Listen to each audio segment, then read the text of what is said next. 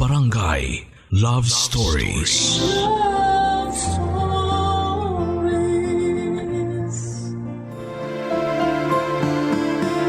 Iba-iba ang swerte natin sa buhay. Minsan natatagpuan natin ito sa pagkakaroon ng mga material na bagay. At kung minsan naman ay nasa atin itong mga anak. Ikaw kapuso, gaano ka kahandang alagaan ang isang batang hindi naman nagmula sa iyo?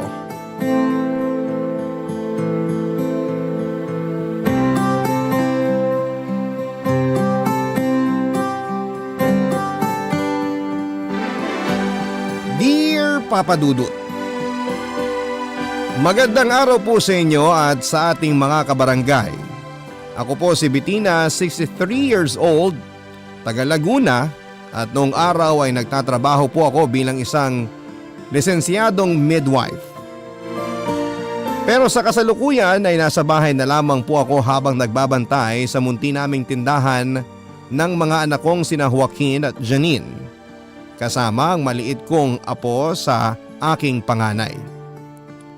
Kaya nga hindi nyo rin ako masisisi kung marami po talaga akong oras na makinig ng radyo, lalo na nitong pandemic.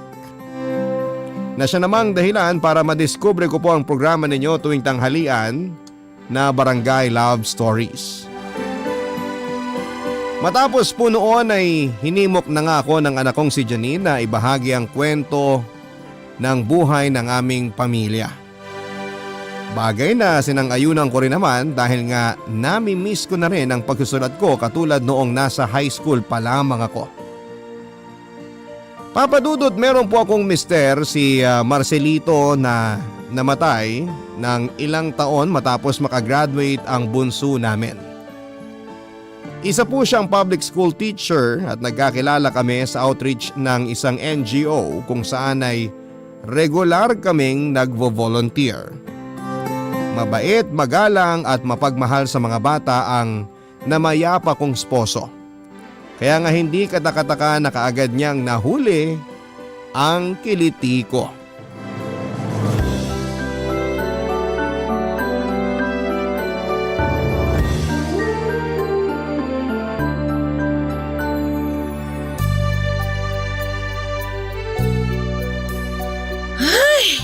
Mahal, pang ilang piti mo na yan? Pangatlo? Pangapat? Pang-apat na. Kaso pare-pareho pa rin ang resulta. Negative. Ano bang sabi ko sa'yo? Di ba ayos lang naman kahit wala pa rin?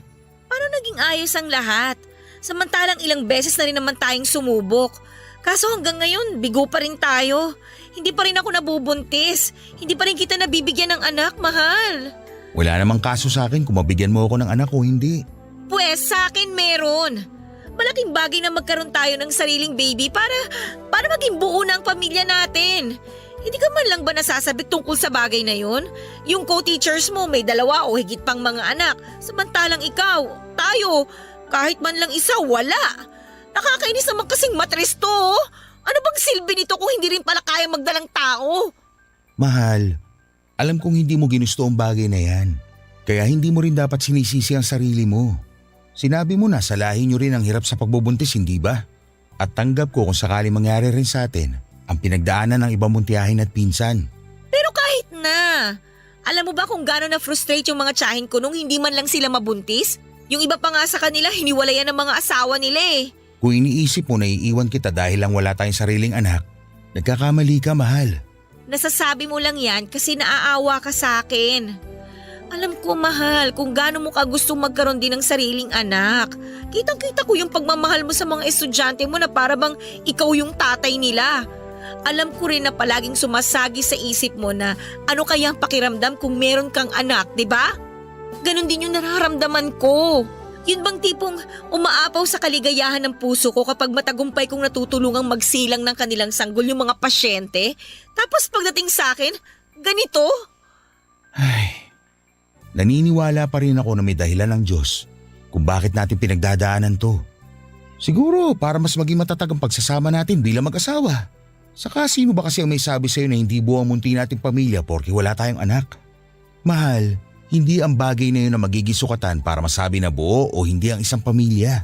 naiintindihan ko naman ang ibig mong sabihin. Maniwala ka. Tsaka sinusubukan ko namang wag mag-isip ng negatibo eh. At hindi pa rin naman ako nawawala ng pag-asa. Siguro may mga pagkakataon lang talagang tulad nito. Alam mo yan, mahal, hindi ako palaging matatag. Kaya nga malaking bagay na nananatili kang malakas kapag saktong ako naman yung nagkataong mahina at may pinagdadaanan. Ganun naman talaga ang mag-asawa, di ba? Sa hirap at ginhawa, sa kasiyahan at sa kalungkutan. Basta mahal, palagi mong tandaan, nandito lang ako sa tabi mo. Palagi mo kong isama sa mga pinagdadaanan mo sa buhay. Dahil hindi mo lang yan laban. Laban nating dalawa yan. Sa ngayon, may mga bagay na hindi natin kayang kontrolin. At ang tanging magagawa lang natin ay magtiwala sa Diyos. Naniniwala naman ako na may mas maganda siyang plano para sa atin. Siguro nga tama ka, mahal. Ipagpasa Diyos na lang natin ang lahat. Kaya huwag ka na masyado mag-isip dyan. Halika, balita ko may magandang pelikula ngayon. Panoorin natin para naman malibang ka. Ay nako, alam na alam mo talaga ang mga hilig ko. Pero mukhang tama ka naman sa mga sinabi mo. Pipilitin kong wag nang mag-isip ng hindi maganda. Ganyan nga, mahal. Magagandang bagay na lang ang isipin mo. Saka itong gwapong mukha ko na lang ang isip-isipin mo para sumaya ang tunay. Che!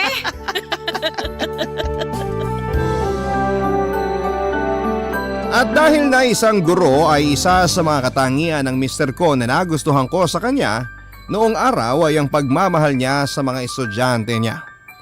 Magiliw din siyang tao at malumanay, manalita. Kaya nga hindi katakataka na siya ang isa sa mga pinaka-paboritong teacher ng klase niya. Ako naman bilang isang midwife ay saksi ako sa kasiyahang na idudulot ng isang sanggol sa mga magulang nito matapos nga nitong isilang sa mundo. Kaya malaking dagok sa aming mag-asawa ang hindi pagkakaroon ng sarili naming anak. Bilang isang kabataan noon, kinalakhan ko na ang importansya ng pagkakaroon ng anak ng isang mag-asawa. Malimit ko ngang marinig noon na kinakaawaan ng mga matatanda sa amin ng isang babae lalo na kung wala itong kakayahang bigyan ng anak ang asawa niya. Aaminin ko na dumaan po ako sa ganong bagabag, papadudot. At nang malapit na ako mawala ng pag-asa ay saka naman nagkaroon kami ng seryoso at malalim na pag-uusap ni Marcelito tungkol sa pag-aampon.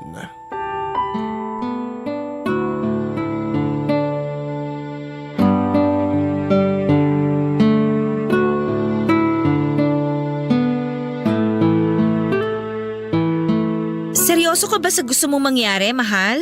Naisip ko lang naman na isuggest sa'yo para mapag-isipan mo. May mga kakilala ko na naging maayos naman yung pag-aampon nila. Mga katulad din natin sila, mahal. Gusto magkaanak pero hindi pinagkalooban. Kaya naman sinubukan nilang tumingin ng iba pang opsyon. Pero mahal, hindi ka man lang ba… Huwag mo sanang mamasamain ha. Hindi ako kontra sa pag-aampon natin ng bata. Kaya lang ibig sabihin nun parang tinatanggap na rin natin na hindi na nga tayo magkakababy ng sarili. Hindi naman natin inaalis ang posibilidad na baka isang araw, dinggin din ng langit ang pangarap natin magkaroon ng sariling anak. Pero naisip ko lang na habang hindi pa nangyayari yun, bakit hindi natin gawing instrumento ang mga sarili natin? At magsilbi tayong mga magulang sa isang bata na pinagkaitan ng aruga. Mahal, alam ko na mahalaga pa rin na sarili nating dugo at laman ng batang aalagaan natin. Pero hindi rin naman masama kung magiging bukas ang ating puso para sa iba na nangangailangan din ng ating kalinga. Kahit kailan, hindi kakulangan sa isang mag-asawang hindi nila pagkakaroon ng anak. Ay, pero wag mo sanang isipin na pinapuwersa kita, okay? Importante pa rin sa akin na gusto mo ang isang bagay dahil ayoko na magsisi ka sa huli. Saka kung ayaw mo, sigurado namang maiintindihan ko yun. Hindi ko alam kung paano ako naging ganito kapalad dahil ipinagkaloob ka ng Diyos sa akin bilang asawa ko, mahal. Napakahusay mong magsalita. Alam na alam mo palagi kung paano ipaliwanag ang isang bagay o sitwasyon sa paraang mas mauunawaan ang nakikinig sa'yo. Teacher ka nga talaga. Oh, tignan mo to ng bola pa. Uy, hindi pambobola yun. Totoo ang lahat ng sinabi ko. Tungkol naman dun sa suggestion mo, umasa kang pag-iisipan ko yon, mahal. Sa totoo lang, Wala namang kaso sa akin kung mag-ampon tayo ng bata eh. Ang iniisip ko lang talaga ay yung iisipin ng ibang tao at kung paano sila tatratuhin ng mundo paglaki nila. Ay, ayoko na isang araw, uuwi yung anak natin dito sa bahay, umiiyak dahil tinukso siya ng mga kaklase na ampon siya. Alam ko naman na gagawin natin ang lahat para maprotektahan ang magiging anak natin kung sakali. Kaya lang, hindi naman natin palaging magagawa yun eh. At ngayon pa nga lang parang pinipiga na yung puso ko sa sakit kung sakali mang maranasan niya yung bagay na yun. Ikaw na ang may sabi. Poprotektahan natin ang magiging anak natin sa mga mapanghusgang tao. Tayo ang mga magulang niya. At gagawin natin ang lahat ng ating makakaya para maging ligtas siya. Dito pa lang sa loob ng bahay, sisiguruhin na natin na hindi siya magkukulang sa pagmamahal. Dahil responsibilidad natin yun bilang mga magulang.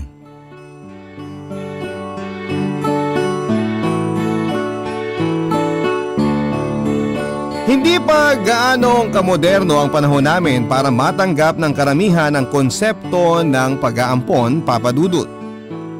Tulad nga ng sinabi ko ay namulat ako sa kapaligiran na parabang isang malubhang karamdaman ang hindi pagkakaroon ng sariling anak. Yun bang nagmula sa iyo at dugo ninyong mismo mag-asawa ang dapat na nananalaytay sa mga ugat nito? Kaya nga aaminin ko na nag-aalinlangan din ako noong una tungkol sa suhestyon ni Marcelito na kung hindi kami biyayaan ng sarili naming anak ay mag-ampon na lamang kami. Maraming bata ang ipinapanganak ng walang kinikilalang magulang at marami ring mga magulang na tulad namin na naghihintay na magkaroon ng anak. Minsan hindi talaga patas ang mundo at hindi kaagad ibinibigay ng langit ang bagay na gusto natin. Kaya nga imbes na magtampo at isipin na galit sa atin ang Diyos, bakit hindi natin subukang yakapin at tanggapin ang ating sitwasyon? Bagay na ginawa nga namin ni Marcelito kaya buong puso at magkasama naming itinuloy ang plano namin na pag-aampon ng bata. Ang mga kwento ng pag-ibig, kwento ng buhay at kwento ng pag-asa. Nasa Spotify na, Barangay Love Stories. Pakinggan kahit kailan, kahit saan.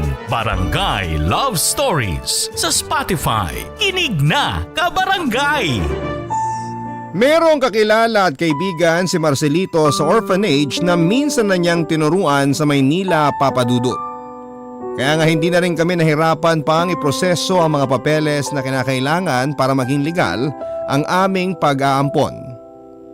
Hindi nagtagal ay dumating na nga sa aming dalawa ang batang si Joaquin. Hindi namin kilala ang mga magulang niya pero pinangako namin ng mister ko na mamahalin namin siya at ituturing na parang tunay na anak. Malaking bagay ang pagdating ni Joaquin sa buhay namin ni Marcelito dahil tinuruan niya kami kung paano maging isang magulang. Kaya nga hindi na rin po kami noon nagdalawang isip pa na mag-ampun ulit ng isa pang batang babae na pinangalanan naming Janine. Papa Dudut lumaking masunuring bata, mahilig sa libro at sa pagsusulat at mahusay makipagtalastasan ang panganay namin ni Marcelito. Samantalang kinakitaan naman namin ang hilig sa pag-arte, pagtugtog ng piano at galing sa pagkanta ang bunso naming si Janine. Magkasundo rin po silang magkapatid at bibihirang mag-away kahit na noong maliit pa lamang sila. Pero syempre hindi palagi mabuti ang panahon. Nang magkaedad kasi ang mga anak namin ay nagsimula na nilang questionin ang tungkol sa konsepto ng pag-aampon. Dahil nga simulat sa pool ay hindi naman sekreto sa lugar namin na hindi namin sila tunay na mga anak at bilang mga magulang nila. Unti-unti namin itong ipinaliwanag at pinaintindi sa kanila, Papa Dudut.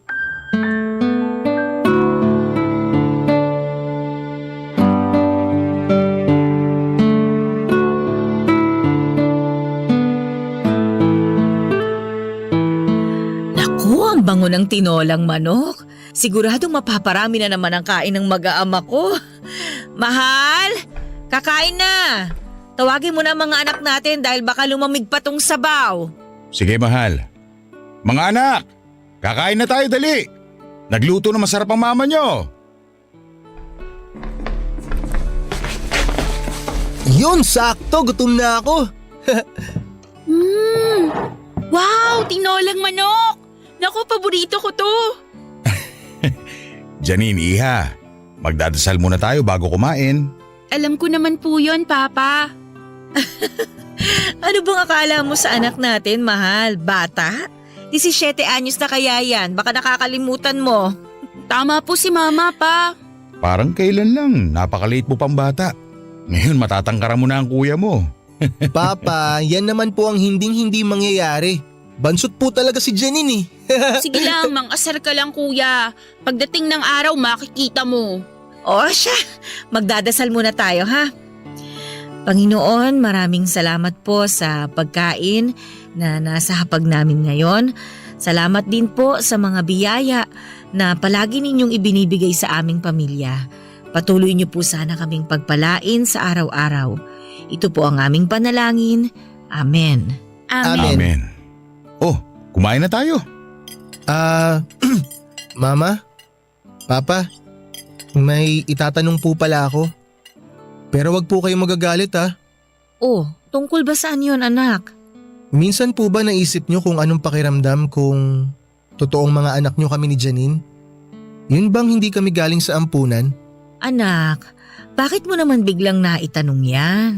Mama, naisip lang naman po ni Kuya Joaquin yun. Kasi naikwento niya po sa akin na pinagtawanan siya ng isa niyang kaibigan dahil nga hindi namin kayo tunay na magulang. Ano ka mo? Sinong kaibigan mo yon? Aba, kung ganon, ngayon pa lang layuan mo na siya, Joaquin. Dahil hindi siya magandang kasama. Pa, relax ka lang. Natawa lang naman po siya at napaisip kung anong klaseng mga magulang ang pinanggalingan namin ni Janine.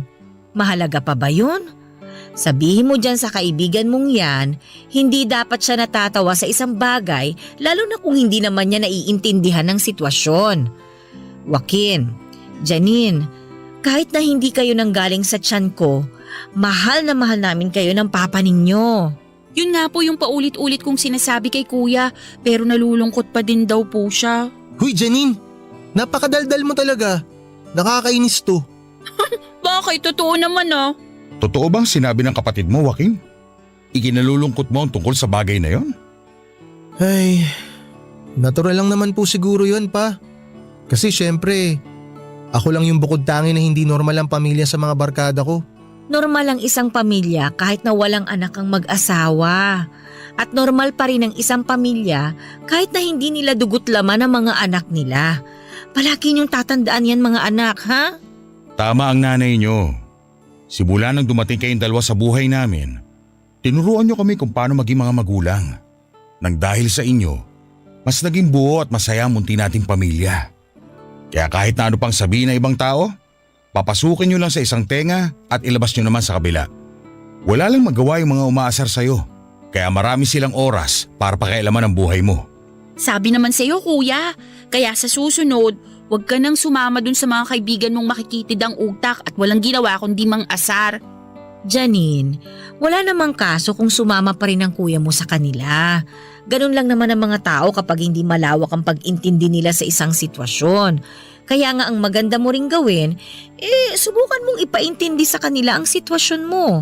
O, ayos ba? Ayos na ayos po, ma.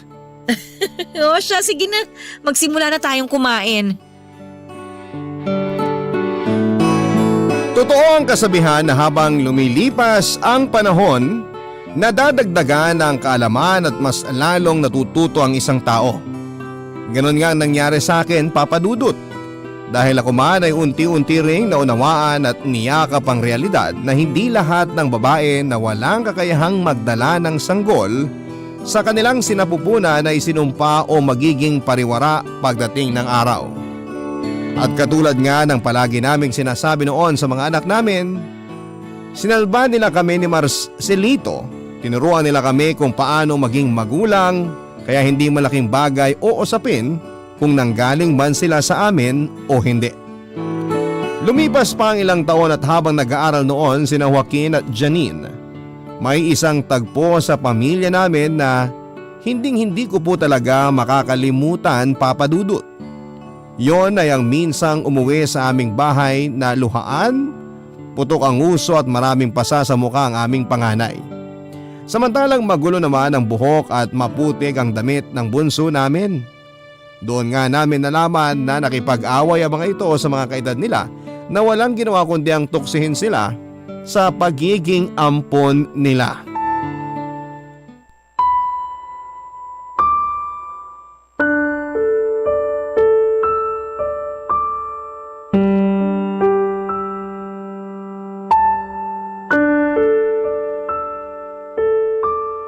Anong sinabi ko tungkol sa pakikipag-away, Joaquin? Tingnan mo, pumutok tuloy ang uso mo. Lagyan mo nga yan ng yelo para hindi masyado mamaga. At ikaw naman, Janine, bakit ganyan ang itsura mo? Huwag mo sabihin na nakipag-away ka rin katulad ng kuya mo. Ang bihira naman kayo, oo. Ano na lang ang sasabihin ng papa ninyo pagdating niya rito? Ma, sila naman po kasi ang nauna eh. Gumanti lang po kami ni Janine. At dinamay mo pa talaga ang kapatid mo, Joaquin? Nag-iisip ka ba? Wala naman pong masamang nangyari sa akin, Ma. Nasubsob lang ako nung tinulak ako pero nakatayo naman po ako kaagad. Tapos ayun, nasuntok ko sa mukha yung nanulak sa akin. Ano? Sinuntok mo? Hindi ka dapat nananakit ng kapwa mo! Tapos babae ka pa! Ano na lang ang iisipin ng ibang tao sa'yo? Na basagulero ka? Kayo ng kuya Joaquin mo? Ay, Mama, hindi po ba kayo nakikinig kay Kuya? Sila ang nauna. Palagi na lang nila kaming pinagtatawanan kapag dumadaan kami doon sa tapat ng tindahan ni na Aling Sonia. Tapos inaasar nila kami at pinaparinggan na ampon. Pinagpapasensyahan lang namin sila ni Kuya. Isang beses pa nga sinubukan naming makipagkaibigan sa kanila. Kaya lang ang yayabang talaga nila at nagsisiga-sigaan pa. Eh nakakapiko na po kasi sila, Ma eh. Pinagsasalitaan nila kami ng hindi magaganda ni Janine. Kung ano-anong masasamang bagay ang sinasabi nila porque hindi nyo kami tunay na anak ni Papa. Maniwala po kayo sa akin, Ma. Sinubukan po talaga namin silang kaibiganin. Pinakisamahan din namin sila. Pero wala po eh. Hindi pa rin po sila tumigil sa pang-iinsulto sa amin. Akala mo kung sino mga perpekto. Oo nga, mga tunay nga silang anak ng mga magulang nila pero sakit naman sila sa ulo. Tama si Kuya, Mama. Pero mali pa rin na gumanti kayo dahil lang sinaktan nila kayo. Sana umiwas na lang kayo, hindi yung ganyan. Tingnan nyo, ang dudungis ninyo. May mga sugat at pasapa kayo. Mga anak naman. Sorry po, Ma. Alam ko po na nag-aalala kayo sa amin ni Janine kaya po kayo nagkakaganyan. Ay, kung tutusin, tama naman po kayo sa sinabi nyo. Na sana imbis na pumatol, umiwas na lang po kami. Hindi natin mapipigilan anuman ang isipin ng ibang tao, lalo na sa inyo. Ang tanging magagawa lang natin, kontrolin ang nararamdaman natin. Kung hindi naman kapaki-pakinabang ang mga sinasabi nila, ay huwag nyo na lang pakinggan. Ay, alam ko na mahirap at may mga pagkakataon talaga na mapipikon kayo. Pero kayo lang din ang talo sa huli kapag pinatulan ninyo yun. Mabuti pang umiwas na lang kayo. Ayoko nakikita kayo na nagkakaganyan. Pero Ma, minsan po kasi kahit anong gawin namin ni Janine na huwag pansinin yung mga pasaring tsaka yung hindi magagandang sinasabi ng ibang tao tungkol sa pagiging ampun namin, hindi pa rin po talaga namin mapigilan na huwag masaktan eh. Marami na rin akong hindi nakasundo sa mga dati kong kaibigan dahil inaasar nila ako na baka raw pag nagka-baby ako, ipaampon ko rin. Kaya para hindi na lumaki pa yung gulo, ako na lang ang umiwas sa kanila. Tandaan ninyo, hindi sila Diyos para idikta kung ano ang mangyayari sa buhay ninyo sa hinaharap.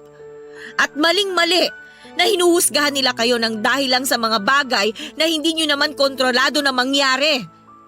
Kahit kailan, hindi sa pagiging magkadugo na susukat ang pagiging pamilya. Mga anak, alam ko na malupit ang mundo sa labas ng bahay natin. At walang kaso sa akin kung paminsan-minsan maapektuhan kayo. Kahit nangako kami ng papa ninyo noon na poprotektahan namin kayo, darating pa rin talaga ang pagkakataon na katulad nito. Pero palagi nyo pa ring isipin na kahit na anong sama ng turing sa inyo ng ibang tao, palagi pa ring mananaig ang pagmamahal namin sa inyo. Kaya bukas na bukas din ha, samahan ninyo ako sa mga nakaaway ninyo. Para naman makausap ko ng masinsira ng mga magulang nila. Ma, hindi nyo na po kailangan gawin yun. Oo nga, Ma. Baka kasi mapaaway lang kayo. Sino may sabi sa inyo na makikipag-away ako? Ha? Hindi dahas ang palaging solusyon sa kahit na anong sitwasyon. Kakausapin ko lang naman sila. Ang kailangan lang nilang gawin ay makinig. Siyempre masakit para sa aking malaman na pinagsasalitaan ng masama ng ibang tao ang mga anak ko tungkol sa bagay na hindi naman nila ginusto at kontrolado. Kaya nga matapos ang pag-uusap naming yon ay niyakap ko ng mahigpit ang mga anak ko at pinangako sa kanila na wala ng sino man sa mundo ang maaaring humusga at manakit sa kanila. Pero aaminin ko, Papa Dudut, na kahit na anong tatag kong huwag umiyak ng mga panahong yon, ay natagpuan ko rin ang aking sarili na humihikbi sa bisig ng Mr. Kong si Marcelito. Matapos ko ngang ikwento sa kanyang nangyari, ay doon na rin bumalik ang lahat ng masasakit naming pinagdaanan sa ibang mga nakakakilala sa amin simula pa lang nang hindi ko na nga mabigyan ng anak ang asawa ko ng mga panahong yon, Papa Dudut. Ang mga kwento ng pag-ibig, kwento ng buhay at kwento ng pag-asa. Nasa Spotify na, Barangay Love Stories. Pakinggan kahit kailan, kahit saan. Barangay Love Stories sa Spotify. Kinig na, kabarangay! At dahil nga sa pagbubuklod-buklod ng aming pamilya at namayaning pagmamahalan sa aming sambahayan, dumating din ang araw na hindi na naging malaking bagay sa amin ang usapin tungkol sa hindi namin kadugo ang mga anak namin. Sabi nga nila ay nagpapatuloy ang buhay at ikot ng mundo anuman ang mangyari.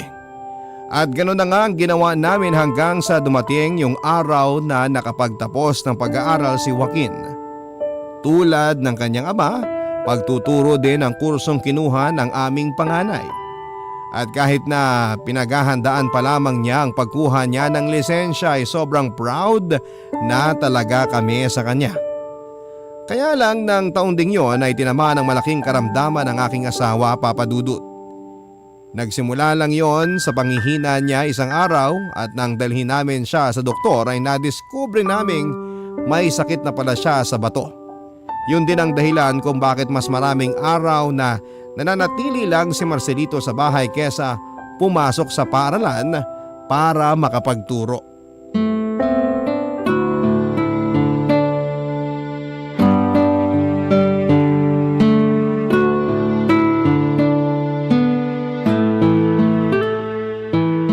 Pasensya na kayo mga anak ha.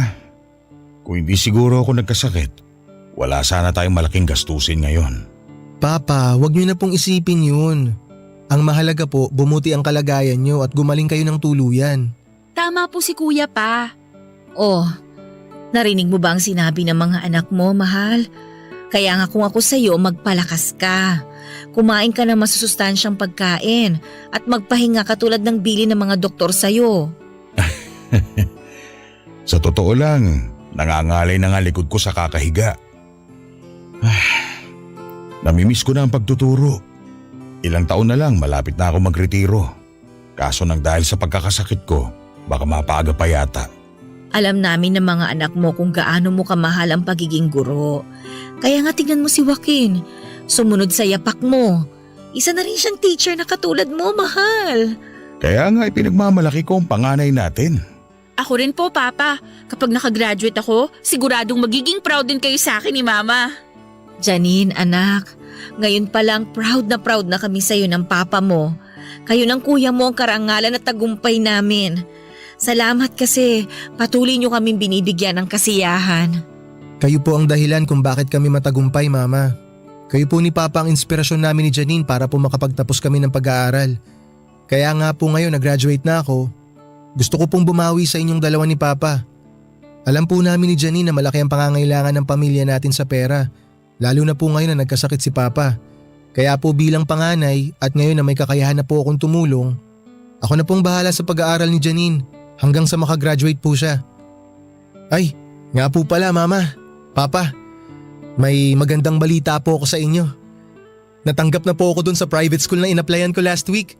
Magsisimula na po ako this coming Monday. Pero anak, di ba, nagre-review ka para sa licensure exam mo? Paano ka makakapag-concentrate niyan kung magtatrabaho ka na? Papa, hindi naman po ko hihinto sa pag-abot ko sa pangarap ko na maging licensed teacher katulad nyo. Pero alam ko po kasi na kailangan ko po munang isang tabi yung bagay na yon pansamantala. Kasi meron po akong responsibilidad sa pamilya natin na kailangan kong gampanan. Tsaka po Papa, 1 taon na lang naman po gagraduate na si Janine eh. Kung tutuusin, maiksing panahon na lang naman po yun. Ayoko lang po kasi talaga na mamroblema kayo ni Mama tungkol sa pera. Lalo na po't pwede ko naman kayong tulungan. Kung ganon, maraming salamat anak. Nakakataba ng puso yung malasakit mo para sa pamilya natin. Hindi ko po kayang talikuran ng mga taong nagmamahal sa amin ng husto ni Janine, Papa. At kayo po yun ni Mama. Alam ko po na pagsubok lang po itong nangyayari sa atin at malalampasan din po natin to. Basta wag lang po tayong mawawalan ng pag-asa na magiging maayos rin po ang lahat sa huli. Tama po si Kuya. Patuloy pa rin po kaming magsisikap sa buhay at mga career namin. Hindi lang para sa mga sarili namin, kundi lalong-lalo na po para sa inyo.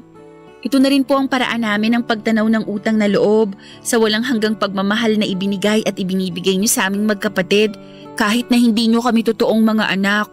Sa puso at isip namin ng papa nyo, tunay na mga anak namin kayo. Kaya maraming salamat sa dedikasyon at pagmamahal ninyo sa pamilya natin. Wala kaming ibang hangad, kundi ang patuloy ninyong pagtatagumpay sa buhay, mga anak. Nasa 2 taon na sa kolehiyo sa kursong filmmaking ang bunso naming si Janine. At habang nalalapit na ang kanyang pagtatapos, mas lumaki naman ang aming mga gastos. Nagsimula na rin noong magdialysis si Marcelito kaya naman dumating sa punto na nasa ed ang ipon namin. Hindi na rin naging sapat ang kinikita ko sa maliit na klinik na pinagtatrabahuhan ko bilang isang midwife. Lalo pat meron ng malalaking ospital sa aming lugar kung saan ay mas pinipili ng karamihan sa mga nanay na doon na manganak. Kaya nga malaking bagay ang pagbobolontaryo ng panganay naming si Joaquin na magtrabaho habang nagre-review para sa kanyang licensure exam sa pagkaguro para naman matustusan ang gastusin ng kapatid niya sa paaralan papadudot. Hindi nga nagtagal ay nakapagtapos din si Janine na may karangalan. Tapos nakapasa naman si Joaquin sa exam niya at naging lisensyadong guro.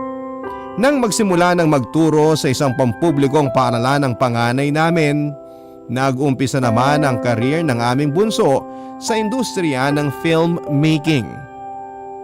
Kaya lang habang nasa kasagsagan ng mga karera nila ang mga anak namin, ay bigla namang namaalam sa aming pamilya ang aking asawa.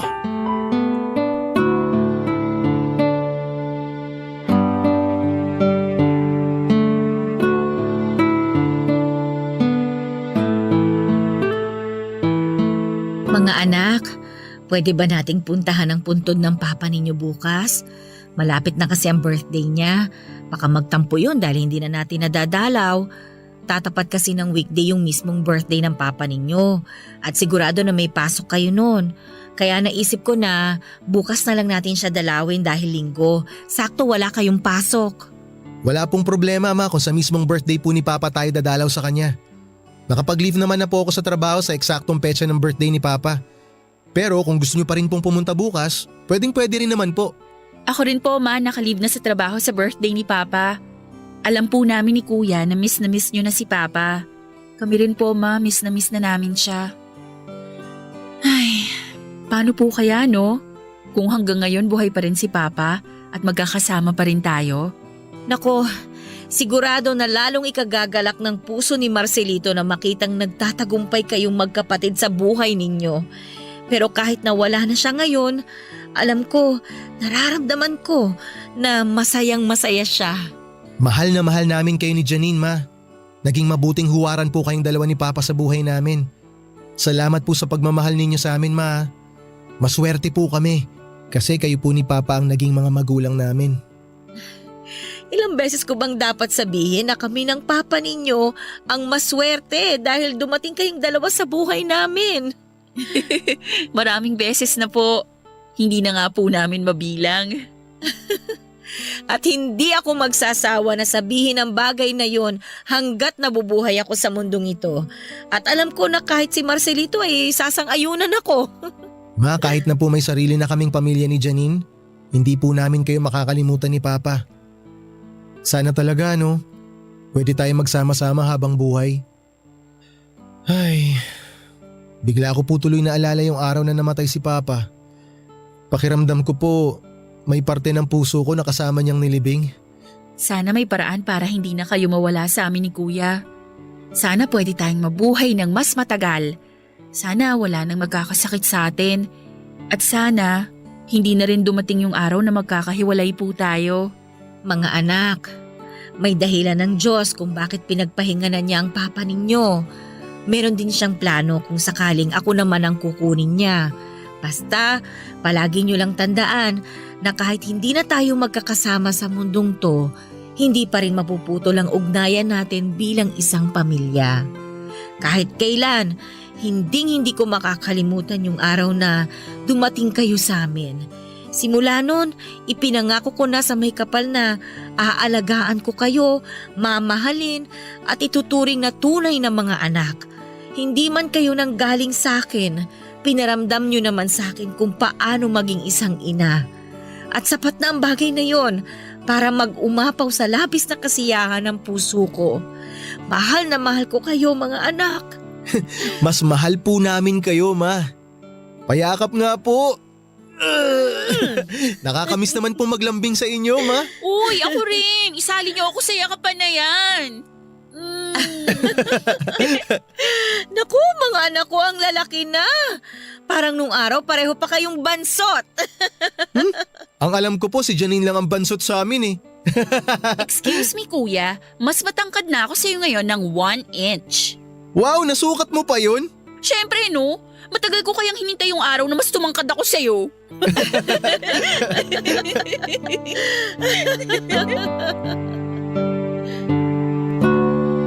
Malakas ang paniniwala ko na kung nasaan man ngayon ang Mr. ko ay masayang-masaya siya sa mga achievements sa buhay ni Joaquin at Janine.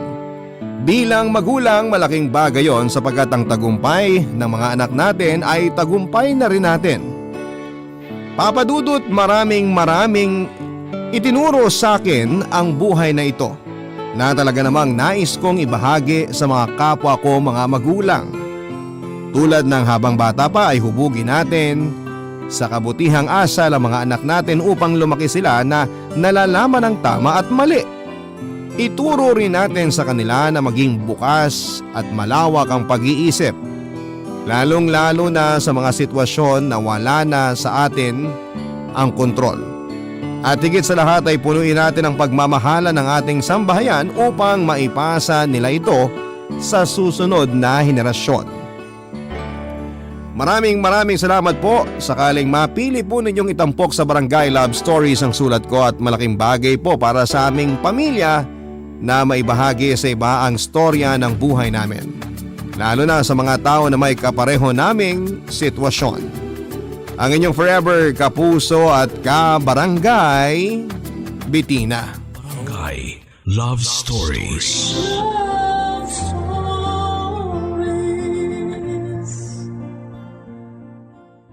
Barangay LS 97.1 97.1 Number 1 Forever. Ang mga kwento ng pag-ibig, kwento ng buhay at kwento ng pag-asa dito sa Barangay Love Stories. Love Stories.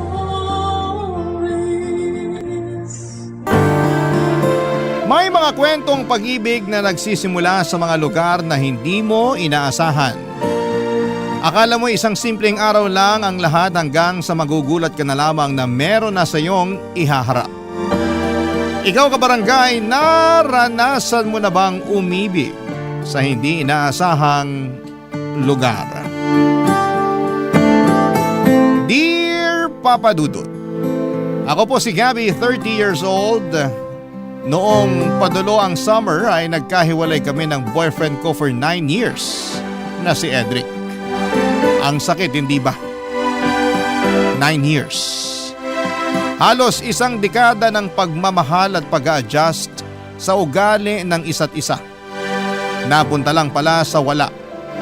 Iniwalayan niya ako kasi sabi niya ay nagkagusto na raw siya sa katrabaho niya. Ang honest naman niya masyado para umamin kaagad. Sa totoo lang, yung pagiging honest niya, ang una kong nagustuhan sa kanya noong nanliligaw pa lamang siya sa akin. At hindi ko inakala na ang ugali niyang yun din pala ang magiging dahilan para matapos din ang pagmamahala namin. Gustuhin ko mang ipaglaban siya pero para saan? Nagkagusto na siya sa iba, hindi ba? Ano pang laban ko roon? Lalo kong nagiinit pa ang pakiramdam niya sa bagong pag-ibig na natagpuan niya. Ang pinakamasakit pa sa lahat ay nalaman ko after 2 weeks na nagkahiwalay kami ay nagpaplano na silang magpakasal. Nalaman ko pa sa boss niya mismo. Ako pa ang sobrang nasaktan. At akala ko ay makakayanan kong itago ang sakit. Lalo na kapag kaharap ko yung mga kakilala namin. Panay ang tanong sa akin kung kumusta na ako at kung may maitutulong ba sila sa akin. Mas lalong nakakapanghina ang mga concern nilang yon. Parang pakiramdam ko tuloy namatayan ako. Kaya naman para makaiwas na sa pagpapakita nila ng concern sa akin ay naisip ko mag-travel. Lumayo. Baka sakaling makatulong sa paglimot ko. Sa pag-scroll ko sa Facebook ay nakita ko ang Buscalan Tour. Agad kong pinatos. Kinabukasan na agad ang simulan ng biyahe. Minadali ko ang pag-ready ng mga damit na kailangan ko. At makalipas ang ilang oras ay natagpuan ko na ang sarili ko sa Wangod Buscalan Tattoo Village, kung saan ay nakilala ko si AJ, kaedad ko lang. Kasama ko sa tour at sa kabuuan ng kwentong ito ay kasama ko siya, Papa Dudut.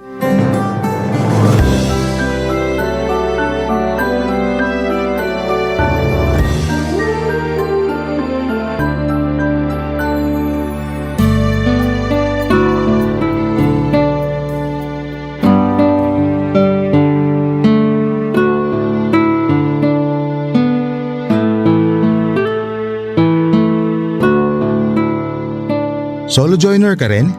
Ha? Mag-isa mo lang sa travel group natin? Oo. Mukhang hindi ka madalas sumasali sa mga travel group ah. Paano mo nasabi? Hindi mo alam yung term na solo joiner eh. Ikakamatay ko ba kung hindi ko malaman ang ibig sabihin yan? Ang sungit naman. Kaya ka siguro solo. Mukha bang gusto ko makipag-usap sa'yo? AJ nga pala pangalan ko. Parang hindi ka nakinig sa sinabi ko. Nagpakilala pa talaga. Anong pangalan mo? Hindi ka talaga naturuang makinig ng magulang mo, no? Napainggan ko lahat ng sinabi mo. Kaya lang gusto ko makipag-usap sa'yo. Kaya bahaliwala na sa akin ang pagsusuplada mo. Nagsusuplada ako kasi ayoko makipag-usap sa'yo. Mabuburyo ka rito, sige ka. Lahat sila may kasama. Eh ikaw? Solo joiner din ako pero kaya ko makisama kahit kanino. Eh di dun ka. Walang nagtatanong. Broken ka no? Ha? Paano mo naman nalaman? Yan talaga madalas ang tanong ko sa mga solo joiner eh. Kapag usapang broken kasi, sumasagot sila kagad. Parang ikaw, di ba? Huwag mo na nga akong kausapin. Sure ka ba? Kasi mabuburyong ka talaga rito kapag wala kang kausap. Andito lang tayo sa loob ng bahay habang hinihintay natin yung group natin na matatuan ni Wangod. Wala ring signal saka mukhang mabagal yung internet na pinapagamit ng mga host dito. Ikaw din. Paano mo naman nalaman na magpapatato ako kay Wangod? Eh yun naman ang highlight ng Buscalan Tour eh. Ang magpatato sa pinakamatanda at pinakahuling mambabatok. Magpapatato ka rin ba? Uy, nakikipagkwentuhan ka na sa akin ha. Kala ko ba ayaw mong kausapin kita? Ewan ko sa'yo. Uy, joke lang. Bumalik ka na ulit sa pagiging friendly. Please. Hindi naman ako pumunta rito para makipagkaibigan. Alam mo, pag ganyan ang linyahan, kabaliktaran na nangyayari. Mahilig mang surprise ang universe. Ayaw mo ng kaibigan? Boom! Papadalan ka agad ng kaibigan. Malay mo naman, ako na pala ang kaibigan na pinadala ng universe sa'yo, di ba? Ang kampante mo rin sa sarili mo, no? Kampante ako kasi kinakausap mo pa rin naman ako. So ibig sabihin, medyo nakabukas pa rin ang pinto mo para sa akin. Ay! Total, grupo naman tayo rito, no? Bakit kaya hindi mo subukan makipag-bonding na lang sa kanila? Huwag na ako. Settled na ako mag-isa. Okay na ako mag-isa. Kaysa bigla kang sasanayin sa piling nila tapos bigla na lang silang mawawala. Kaya okay na ako mag-isa. Broken ka nga. May nakakatawa ba sa sitwasyon ko? Walang nakakatawa. Pero wala namang masama kung papagaanin natin sa konting tawa, di ba? Wala naman talagang masama kung papagaanin ng problema ng kaunting tawa. Kaya lang dahil sa ginawa ni AJ ay bigla ko na lamang naalala si Edric sa kanya. Sa unang pagkakakilala namin ni Edric ay pinatawa rin niya ako. Lugmok ako noon sa problema sa mga magulang ko dahil kakahiwalay lamang nila. Wala akong ibang mapagsabihan at malapitan. Madalas akong tumatambay sa isang milk tea shop sa malapit sa amin. Doon ako nagpapalipas ng buong araw para lamang maiwasan kong umuwi ng bahay. Ayoko makita ang katotohanan na hindi na kami buong pamilya. Ayokong makita na wala na si tatay at kaming dalawa na lamang ni nanay ang magkasama. Nasa ganong sitwasyon ako nang magpakilala si Edric sa akin. Sinupladahan at tinaboy ko si Edric tulad ng ginawa ko noon kay AJ. Pero tulad ni AJ ay porsigido si Edric na mapagaan kung anuman ang mabigat na dinadala ko. Doon ako nadali. Doon na ako nahulog. Hindi ko sinasabing nakikita ko si AJ bilang potensyal na sasalo sa akin. Ayoko muna. Hindi pa ako handang makakilala ng lalaking sasalo sa akin at ayoko lang siyang nakakaharap dahil pinapaalala lamang niya sa akin ang mga naging masasayang araw ko kasama si Edric. Pinapaalala din niya sa akin na nagwakas na ang masasayang araw na yon. Kaya naman sinubukan ko nang iwasan si AJ. Nasa sulok lamang ako lagi at nagkukunwaring busy sa aking cellphone kahit na wala naman akong ibang makalikot doon dahil wala naman akong signal at hirap din akong makasagap sa kanilang wifi. Kaya lang ay porsigido si AJ na samahan ako. Lapit siya ng lapit kahit na ilang beses ko na siyang sinubukang itaboy, papadudot.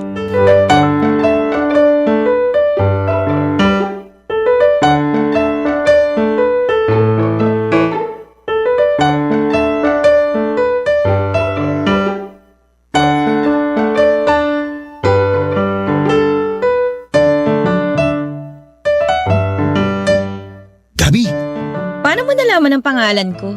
Jenna Cruz sa listahan ng organizer natin. Hoy, wala kang karapatang gawin yan. Kesa naman kung ano lang itawag ko sa'yo. Gusto mo ba sitsitan na lang kita na parang aso? Ayoko rin naman gawin yun. Last na yan ha. Pangalan ko lang ang pwede mong malaman sa akin. Sabi mo eh. Huwag kang kampante dyan. Pangalan ko lang ang malalaman mo sa akin. Sigurado ko. May extend tayo ng stay dito sa Buskalan. Ano? Medyo dulong grupo pala tayo. Hindi ba marunong magpa-reserve ng slot ang organizer natin? Hindi kasi pwedeng reservation dito. First come, first serve policy sila rito. So, itutuloy mo pa ba na magpatato? Baka raw 2 o 3 araw extension natin. Tagal naman. Marami din daw kasi yung ibang mga grupo. Tapos, depende pa yan kung kakayanin ni Wang Od na magtato. Siyempre, may edad na siya. Kailangan maghinay-hinay din. Paano yung mga kasama natin? Gusto pa ba nilang mag-extend? Balita ko ibang kasama natin. Nag-arrange na sila ng Sagada Tour.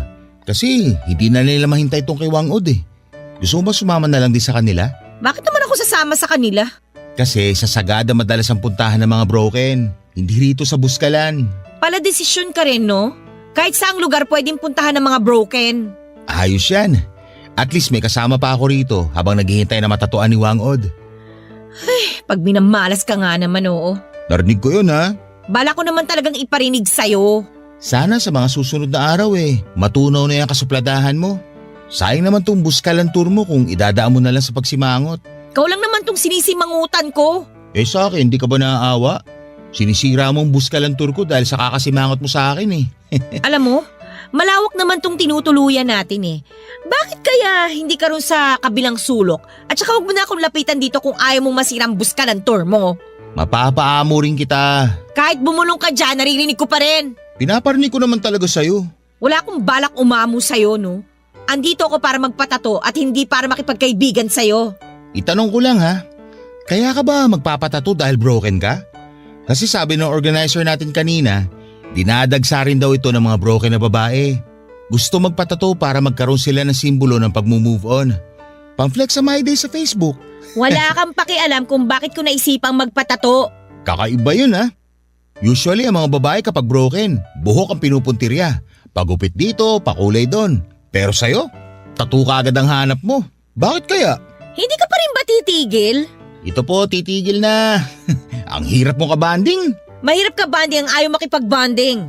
Sa susunod, malalaman ko rin kung bakit ka broken. Talaga? Ganyan ka kakampante?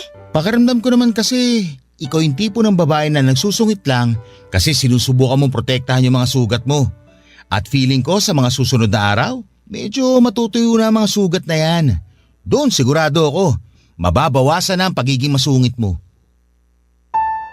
Hindi ako nakaimik sa sinabi ni AJ. Hindi naman kasi ako totoong suplada at masungit. Isa ako sa mga maayos makisama.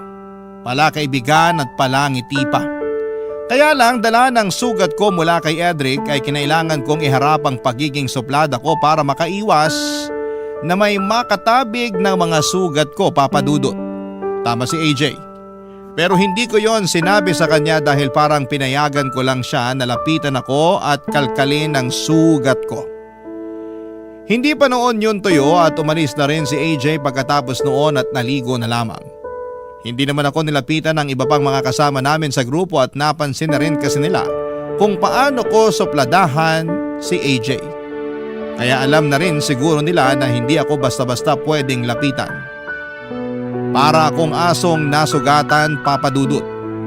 Tumatahol para maprotektahan ang sarili mula sa mga taong pwede pang manakit at mangdiin sa sugat namin. Umiga ako sa kahoy na sahig na tinutuluyan namin. Nakatingin lamang ako sa kisame dahil sa pananahimik at pag-iisa ko ay naalala ko bigla ang nakaraan ko.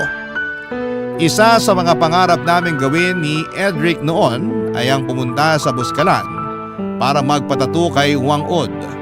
Couples tattoo, sabi nga nila, balak naming magpa 3 dots tattoo sa gilid ng braso namin. Ilang beses kaming nag-schedule noon pero sa hindi namin may paliwanag na kadahilanan ay lagi na lang may dumarating na sitwasyon para baguhin ang schedule namin. Pero kailangan naming pumasok sa trabaho dahil may mga biglang problema na kailangan ng tulong namin. O di naman kaya ay biglang magkakaroon ng problema sa mga pamilya namin at kailangan namin silang damayan. Minsan naman ay biglang may magkakasakit, isa man sa amin. Napansin na naming dalawa yon ni Edric, kaya sinabi na lang namin na makakapunta rin kami sa Buskalan para magpatato kapag pwede na talaga. At hindi na hahadlangan ng nasa itaas. At doon ako napaluha sa pag-alala ko sa naging usapan namin yon ni Edric. Dahil mukhang tinabla na nga ng nasa itaas ang plano namin yon dahil pinaghiwalay na kami habang buhay. Barangay Love Stories. Barangay Love Stories. Ang plano namin ni Edric na sabay na magpatato ay ginawa kong mag-isa nang magkahiwalay kaming dalawa. Alam kong para hindi yon madali at parang papasakitin ko lamang ang sarili ko sa ginawa ko. Pero gusto ko lang patunayan sa lahat, lalo na sa sarili ko, na pwede ko pa rin gawin ang mga na plano naming dalawa ng mag-isa. Gusto kong patunayan na kaya kong gawin yon kahit na wala na siya. Oo, at mas magiging masakit pa ang alaala ng mga plano namin ni Edric kesa sa mismong proseso ng tattoo, pero kailangan ko yung tiisin at gawin. Gusto kong magkaroon ng simbolo sa katawan ko na nakaya ko ang sakit. Pumayag nga akong mag-extend ng stay sa Buskalan. Total ay nakapag-leave naman ako sa trabaho. Kailangan ko lang din na malayo muna sa mga lugar na nakasanayan ko para makahinga ng kaunti ang puso ko. Alam ko na kapag nasa Maynila lamang ako ay pwedeng madaanan ko ang isa sa mga lugar na madalas naming pinupuntahan ni Edric. Hindi ko pa kayang lakaran yon. Kaya mabuti na rin siguro na nagstay pa ako sa Buskalan. Aaminin kong medyo naburyong na rin ako noon lalo't sinabayan pa ng ulan ang pananatili namin doon. Hindi kami makalabas dahil delikado ang daanan palabas ng Buskalan kapag umuulan. Kaya naman minabuti kong makipag-usap na lamang kay AJ. Wala namang masama. Kaming dalawa lang noon ang nasa loob ng tinutuluyan namin. Kami na lang dalawa ang kasama sa tour dahil nagsilipatan na lamang sila para sa Sagada Tour. Kaya na solo namin ang hindi kalakihan na tinutuluyan namin, Papa Dudut.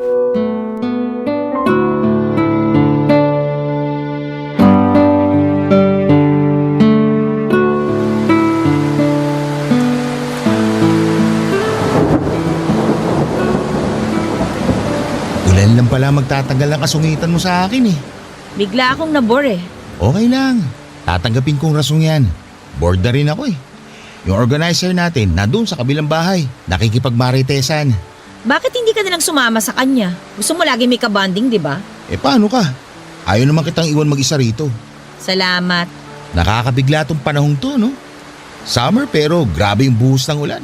Ang lakas pa. Hindi ko to inaasahan. Pati panahon lolokohin ka, no? Nakakadalawang hugot ka na mula nang dumating ka rito, ha? Mukhang makakaisang dosena ka bago tayo umalis dito. Che, palibasa hindi ka makarelate sa pagiging broken ko kaya ganyan ka mang-asar. Ay, teka. Broken ka rin? Saan ang hugot mo? Ako yung broken na walang hugot. So, ikaw yung broken version 2.0. Malinis na version. Walang hugot. Sana all. Pero hindi halatang broken ka, ha? Magaling lang siguro ako magdala. Ay, sorry naman sa akin na nakabuyang-yang ang pagiging broken. Magkakaiba naman kasi ang mga tao sa pagdadala ng sakit na nararamdaman. Ayos lang din yan sa'yo. Wala namang masama dyan. Iisa lang naman ang goal nating lahat. Ang makamove on. Okay lang ba kung magkwento ka kung ano nangyari sa'yo? Magkukwento ka rin ba tungkol sa sugat mo? Pwede. Pero ikaw muna. Ay, paano ba ako magsisimula? Pinagpalit ako sa tomboy. Ganda naman ang bungad mo. Yun nga yung totoo. Saka yun na rin yung summary. Kwento mo ng buo. Matagal-tagal pa tong ulan eh. Tsaka ka na huminto kapag ambon na lang. Chismosa ka rin ha. Sumama ka na lang kaya ro sa organizer natin. Noong mga nakarang araw gusto mo makipag-bonding sa akin. Tapos ngayon parang tinatabuhin mo na ako. O sige na nga. May naging girlfriend ako. Single mom siya. 3 yung mga anak niya. Ang hirap pala. Kasi parang inuobliga niya akong sustentuhan yung mga anak niya. Asan daw yung tatay ng mga anak niya? Magkakaiba kasi ng tatay yung 3 anak niya. Hindi na rin daw nagsusustento kasi may mga asawa na. Naawa naman ako sa kanya kaya nag-aabot na rin ako kahit konti. Buti nga nag-aabot ka pa. Hindi lahat gagawin yan.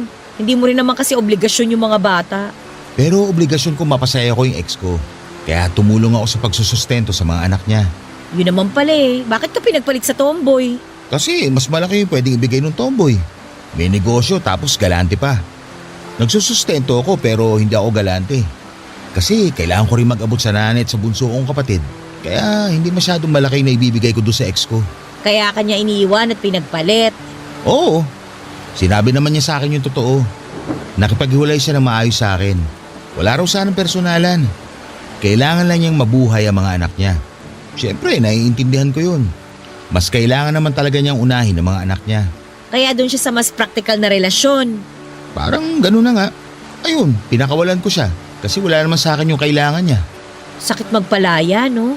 Hindi ko naman kasi siya pwedeng ikulong sa akin. Alam nga namang ipilit ko i-provide sa kanya yung buhay na gusto niya para sa mga anak niya hindi ko nga kayang ibigay yun, di ba? Ang mature mo naman pala. Wala lang ako ibang choice. Tara, Anong tara? magkapit tayo. Balita ko masarap daw ang Buskalan Coffee. G? Papa Dudut, alam ko na yung ginawang pag-iwas ni AJ na dugtungan pa yung usapan tungkol sa ex niya ay paraan lamang niya para hindi na humaba ang usapan namin. Ganon din ako kapag tinatanong ako tungkol kay Edric ay nililihis ko. Masakit kayang ungkatin yung isang bagay na tinatago mo. Lalo kung hindi ka pa handang ilabas at ipakita yon sa iba. Minsan nakakainis din yung ibang tao na hindi nila tantanan yung mga broken na katulad namin ni AJ. Ano bang pleasure ang makukuha nila kapag nakikita nila kaming nasasaktan habang binabalikan ang nakaraan namin? Tumayo na ako sa pagkakaupo sa sahig at sinamahan si AJ na magtimpla ng kape. Nagpakulo lang kami ng tubig sa takore at doon na rin namin hinalo ang Buskalan Coffee. Mura lang ang kape nila, 100 piso ang kape at nakalagay yon sa plastic na pangyelo. Naaliw ako ang simple lang ng buhay doon sa Buskalan.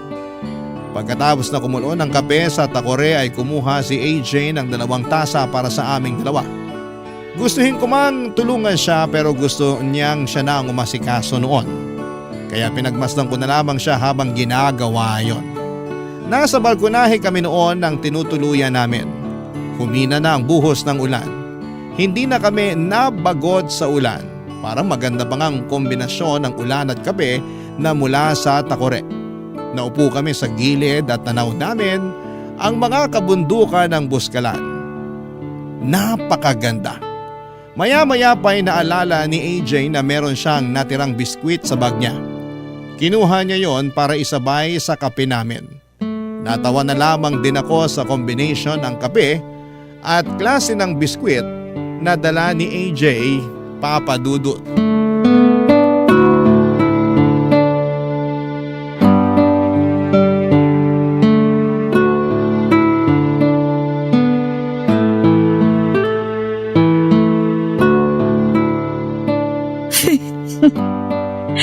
Oh, anong nakakatawa? Nagkakape tayo ng barako tapos may biskwit. Oh, tapos? Yung merienda natin pang last night na eh. Lalo na tong baon mong biskwit. Ganitong ganito yung sa mga burol, di ba? Uy, grabe ka naman.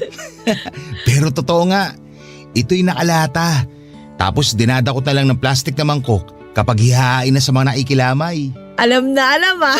Ako yung tagadakot ng biskwit sa burol ng tatay ko noon eh. Ay, sorry. Wala na yun, ano ka ba? Saka mula nun, naging paborito ko ng biskwit na to. Kaya lagi akong bumibili ng 1 lata kada buwan. Merienda namin sa bahay. Mahilig din kasi sa biskwit si nanay at bunso. Ah, kaya pala. Okay nga to eh. Sakto yung tamis niya. Hindi nakakaumay. Mapaparami ka ng kain dyan, lalo na kapag sinabay mo pa sa kape. Ang sarap din nitong Buskalan Coffee, no? Sakto yung pait. Walang asim kahit napakuluan ko na sobra. Ngayon nga lang ulit ako nagkape eh. Kailan yung huli? 5 years ago na siguro. Nung lamay ng tatay ko. Sorry din. Kaya hindi na ako nagkape ulit. Lalo na pagbara ko. Kasi parang bumabalik yung pagluluksa ko sa tatay ko kapag naamoy ko yung kaping bara ko. Sabi sa nabasa ko, konektado raw kasi ang pangamoy sa memories natin. May nagsasabi sa parte ng utak natin na may kinalaman sa emosyon at memories. Eh paano kung hindi ko na maiwasang makaamoy ng kaping bara ko?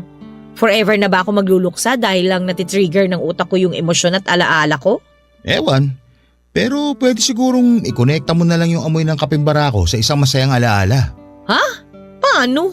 Meron ka bang memory sa kaping barako na masaya? Sa burol din yun ng tatay ko eh. Tanghali nun tapos kami lang. Kami lang nung ex kong si Edric yung nagbabantay. Nagkwentuhan kami. Ano pinagkwentuhan nyo? Malungkot kasi ako nun eh. Siyempre nagluluksa. Nag-worry ako kung paano ko haharapin yung future nang wala yung tatay ko. Kasi ang hirap nun, di ba? Totoo, ang hirap nga nun. Ay, tapos habang nagkakape kami, nagkaroon siya ng gana para pag-usapan yung future. Future namin. First time niyang naglatag sa akin ng mga plano niya para sa future naming dalawa. Parang naamoy ko ngayon yung mismong kaping barako na iniinom namin noon. Ano raw laman ng future na yon? Eh ayun, bibili raw siya ng townhouse namin. Yun muna yung unahin niya bago kami kasal. Para kapag honeymoon na namin, dun daw namin bibinyagan ng townhouse namin. Wala pang anak pero may binyagan ang mangyayari. Tapos doon na rin kami bubuo ng pamilya. Lahat daw ng okasyon, doon magaganap sa bahay na yon hanggang sa lumaki na yung mga anak namin. Para raw pamahaya ng good memories ang bahay na yon kapag tumanda na kami at kaming dalawa na lang ang magkasama sa townhouse. At babalikan namin yung mga alaalang yon habang nagkakape. Yun, pwede na kayang yun na lang yung alaala na ipalit ko para matabunan yung malungkot na alaala ko sa kaping barako? Para rin mabura na yung memory ng pagluluksa ko sa tatay ko kapag nakakaamoy ako nun.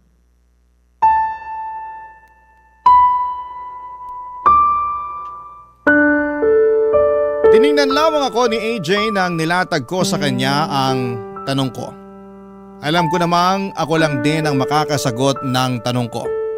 Sapat kaya ang alaala namin yon ni Edric para mabura na ang pagluluksa ko sa tatay ko sa tuwing nakakaamoy ako ng kaping barako? O baka nakakadagdag lamang yon sa lungkot ko sa tuwing nakakaamoy ako ng kaping barako dahil hindi natupad ang future na pinag-usapan naming dalawa ni Edric. Natahimik na lamang kaming pareho ni AJ, naging awkward ang paligid dahil kahit tumawa ko sa dulo ng tanong ko ay amoy na amoy pa rin ni AJ ang kalungkutan ko. Tumingin si AJ sa mga kabundukan habang kumakagat ng biskwit. Ako naman ay bumalik sa pag-inom ng Buscalan coffee. Hanggat maaari ayokong huminga habang umiinom ng kaping yon. Dahil nga bukod sa ibinabalik ng amoy na yon ng mga alaala ng pagluluksa ko sa kamatayan ng tatay ko, ay binabalik din ito ang mga alaala ng mga plano ni Edric para sa future namin. Tahimik pa rin ako noon at iniisip na baka meron pa akong ibang masayang alaala sa amoy ng kaping barako. Yung amoy na walang koneksyon, isa man kina Edric o kay tatay. Pero walang mahagilap ang utak ko. Tanging ang mga mapapait lang na alaala ni na Edric at tatay ang nahalukay ko. Biglang pumait ang kaping ininom ko. Itinigil ko muna pansamantala ang paghigop at nakiusap ako kay AJ. Nakuhanan ako ng tubig. Mabilis namang ginawa yon ni AJ at inabot yon sa akin. Nanginginig akong kinuha yon at ininom. Walang amoy ang tubig, malinis at kahit papaano papadudod ay nawala ang mapapait na alaala ng dalawang lalaking naging mahalaga sa akin. Mga taong nagpasaya sa akin at nagpalungkot. Barangay Love Stories. Barangay Love Stories. Papadudot naging masaya ako na nakakausap si AJ at kahit papaano ay naiibsan ang lungkot na nararamdaman ko sa paghihiwalay namin ni Edric. Nakahanap ako ng kaibigan. Yung kaibigan na hindi ka balak husgahan. Hindi ka pipilitin na magkwento tungkol sa sakit na nararamdaman mo. Hinahayaan niya lamang ako magkwento kung ano lang yung kaya ko at ganoon din ang ginawa ko sa kanya. Naging komportable kaming irespeto ang mga nakaraan ng bawat isa. Kaya sa Buscalan na hindi naging mahirap ang paghinga. Hindi naging mahirap magpatuyo ng sugat. Minsan talaga ay kailangan mo lang ng isang katulad mo o di naman kaya ay isang taong makakaunawa sa sugat mo. Sa sitwasyon ko at si AJ yon pareho. Nagpa-extend na nga rin kami muli sa pag-stay sa Buscalan.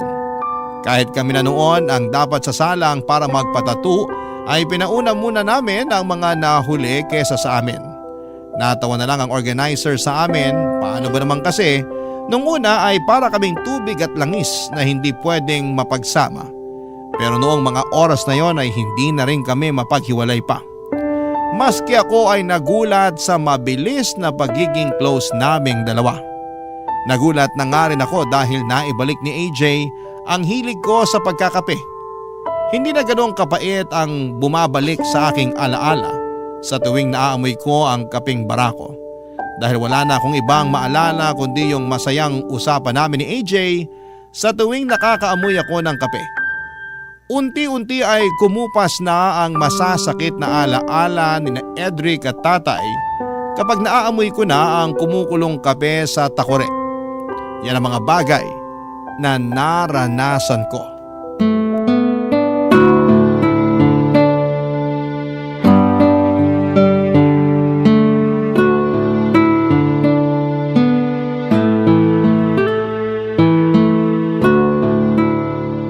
Pangalawang tasa mo na yan Awat na. Kapag ikaw hindi ka nakatulog mamaya. Tubig lang ang katapat niyan para makatulog mamaya. Hayaan mo na nga ako. Ngayon ko nga lang ulit na-enjoy magkape. Salinan mo pa ako ng kape, please. Bahala ka Walang sisiyan kung bigla ka magpalpitate dyan. Daming sinasabi, hindi na lang magsalin. Eto na po, Coffee Princess ng Buscalan. Oh, yan. Salamat. Sana umulan ulit. Hoy, huwag kang ano dyan? Ngayon palang bumibida yung araw, palalayasin mo na kaagad. Para kasing ang sarap magkape kapag umuulan. Naaalala ko na naman yung mga kwentuhan natin nung nakaraan. Tapos sumasabay pa yung ulan. Ang ganda rin kapag makulimlim yung kalangitan. Ngayon ko palang na-appreciate yun eh. Maganda kasi tong lugar natin eh. Kapag sa Manila to, nako, ang hirap i-appreciate. Pag usapang ulan tapos nasa Manila ka, bahagad ang maiisip mo, walang palya. Correct. Parang ang bilis maging honest at seryoso sa usapan kapag sumasabay yung ulan, no? Tapos palalakasin pa ng kape yung loob mo, no? Gabi, Oh, ano yun? kahit hindi umuulan, kaya mo maging honest at seryoso? Susubukan namin ang kape ko. Ano ba yun? Alam ko broken ka pa, pero naisip mo na ba kung ano yung ideal na next relationship mo? Kahit nung hindi pa ako broken, meron na talaga akong ideal na relationship sa utak ko. Ano? Ano, gusto ko talaga yung pwede kaming maging honest sa isa't isa. Ayokong napapaisip ako lagi kung nagsasabi ba ng totoo yung partner ko o hindi. Baka dyan napapasok yung trust. Oy, true yan. Papunta rin dyan sa trust yung ideal relationship ko eh. Yung kaya ko talagang magtiwala kahit nasaan siya o kahit sino pa yung kasama niya. Marami pa rin ibang tao na pwede mapagkatiwalaan. Yan nga yung problema ko ngayon eh. Bakit? Alam ko hindi ko pa nakukwento sa iyo yung nangyaring relasyon ko kay Edric pero malaking tiwala kasi yung nawala eh. Pwedeng magpapayaw ka sa nangyari? Kung okay lang ha? Siguro sabihin na lang natin na dahil sa ginawa ni Edric sa akin, may hirapan ng next na makakarelasyon ko na ibalik yung tiwala ko sa relasyon. Kahit yung tiwala ko sa sarili ko na makakahandle pa ako ng relasyon, para kasing parang nawala na rin. Hindi ko kasi alam kung kaya ko pang pagkatiwalaan yung sarili ko na sumugal ulit sa susunod eh. Kasi paano kung maulit na naman, 'di ba? Masira na naman yung tiwala ko. Parang di ko na yata kaya. Kota na ako sa nangyari sa amin ni Edric. In fairness, Anong in fairness? kinaya pa rin ng kape na gawin kang honest at seryoso. Ano, isang tasa pa? Ay sige, isa pa nga. Alam na agad ni AJ na kapag bumibigat na ang loob ko, magko-commercial break na agad kami at ililiko na ang usapan doon sa magaan. Yan ang isang bagay na kinatuwa ko kay AJ. Alam niya kung kailan naabante sa akin at alam niya kung kailan hihinto. Kaya niya talagang irespeto ang boundaries ko. Nakakatuwa lang na isipin na merong isang tao na kahit na ilang araw mo palang nakikilala, ay mas maayos na ang trato sa iyo kumpara sa mga taong matagal na sa buhay mo. Nagpalit kami ng pinag-uusapan, napagkwentuhan na lang namin ang mga nadaanan naming lugar bago kami umakyat ng Buskalan. Naging magaang muli ang usapan kasabay ng manamis na Buskalan coffee. Masaya naging Buskalan experience ko pero lahat ay may hangganan. Sumapit na kami sa dulo ng pila, kami na lang ang hinihintay para magawa na namin ang original plan namin, ang magpatato sa pinakamatanda at huling mambabato, kay Apo Wang Ud. Nakapila na kami noon sa likuran ng isang grupo. Marami sila, pasulyap-sulyap lamang kami kay Wang Ud. Ang ganda niyang pagmasdan. Ang kalmado habang nagpapatato siya sa mga bisita. Siguro inaabot lang ng 5 minuto kada 3 dots na pagtatato ni Wang Ud. Kasama rin niya ang grandniece niyang si Grace, ang kanyang protege. Ang ganda nilang pagmasdan noon habang nagtatato sa mga bumibisita sa kanila sa Buskalan. Habang inihintay namin na magtato, ay nagkwentuhan pa kaming muli ni AJ, pangtanggal lang ng kaba. Yon kasi ang unang tattoo naming dalawa, Papa Dudut.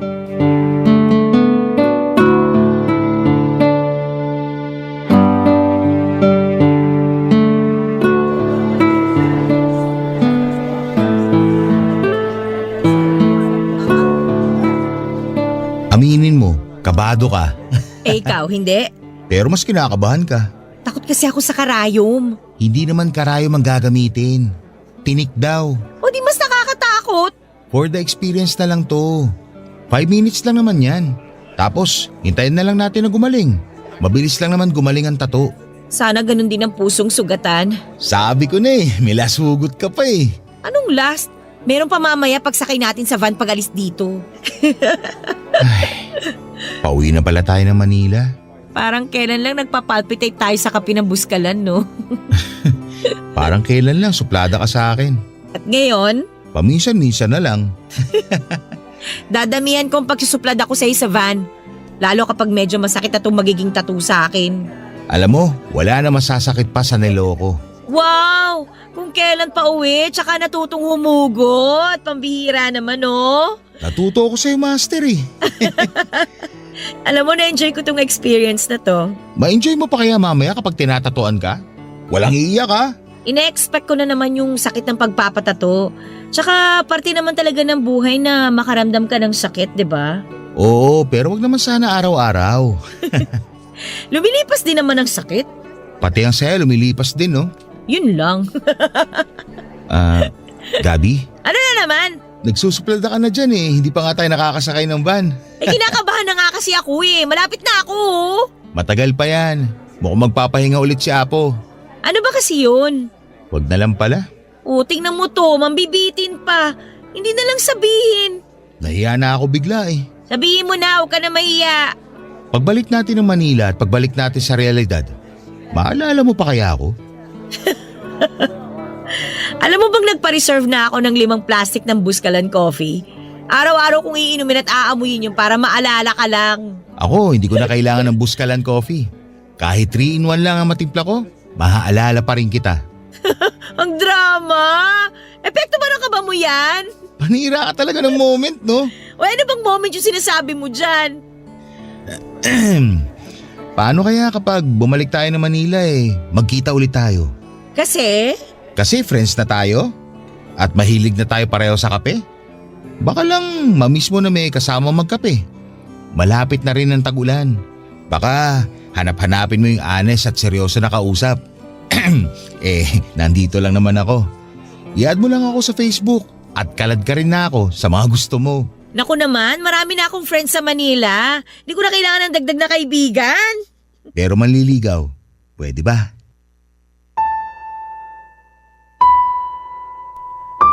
Nasa likuran ko si AJ noon habang nakapila kami. Hindi ko siya malingon para matingnan. Mas lalong hindi ko siya masagot sa naging tanong niya. Malakas ang kabog ng dibdib ko. Hindi ko alam kung dahil yon sa napasobrang kape na ininom ko o dahil sa tanong ni AJ. Hindi ko napaghandaan ang tanong ni AJ na yon at hindi ko naisip na babalakin niyang manligaw sa akin. Naghihintay si AJ ng sagot mula sa akin at mabuti na lamang at gumalaw na ang pila. Binago ko ang usapan at tinuro ang grandniece ni Wang Od na si Grace. Sinabi ko na mukhang magaan ang kamay ng protege ni Wang Od. Baka magpataturin ako sa kanya. Mukhang nuggets naman ni AJ ang ginawa kong pagpapalit ng topic. Sinangayunan niya ang sinabi ko at balak din daw niyang magpatato kay Grace bilang ando na rin naman kami papadudot. Nang kami na ang sumalang ay halos hindi ko naramdaman ang sakit sa pagpapatato kay Wang Ud. Kasi mas nangingibabaw sa utak ko at puso ko ang naging tanong ni AJ sa akin noon. Pwede bang manligaw? Paano ko ba sasagutin yon? Aaminin kong nagkaroon ako ng crush kay AJ dahil sa naging koneksyon naming dalawa papadudot. Pero paano kung dala lamang yon ang lungkot na nararamdaman ko sa hiwalayan namin ni Edric? At baka nadadala lamang kami sa ganda ng lugar ng Buskalan. Kaya gano'n na ang mga emosyon namin. Nakabalik na kaming pareho sa Manila at hindi ko pa rin ina-accept ang friend request niya. Ilang buwan na ang nakakaraan mula nang nakaalis na kami sa Buskalan. Pero patuloy ko pa rin siyang iniiwasan. Marami siyang messages sa akin pero ni isa ay hindi ko nire-replyan. Takot ako. Wala pa akong tiwala sa sarili ko na makakayanan kong magpapasok muli ng ibang tao sa puso ko. Kayo ba? Anong masasabi ninyo? Sana ay matulungan ninyo ako at maraming salamat po. Isa ako sa mga masusugid na tagapakinig ng Barangay LS. Ako ang inyong kapuso, at kabarangay forever, Gabby. Barangay Love Stories. Barangay Love Stories. Nalilito pa rin sa life ang ating kabarangay. Ano kaya ang maipapayo mo sa kanya? Ibahagi mo yan sa ating comment section para mabasa rin niya. Nagustuhan ng iyong napakinggan? Ituloy yan via live stream sa www.gmanetwork.com/radio.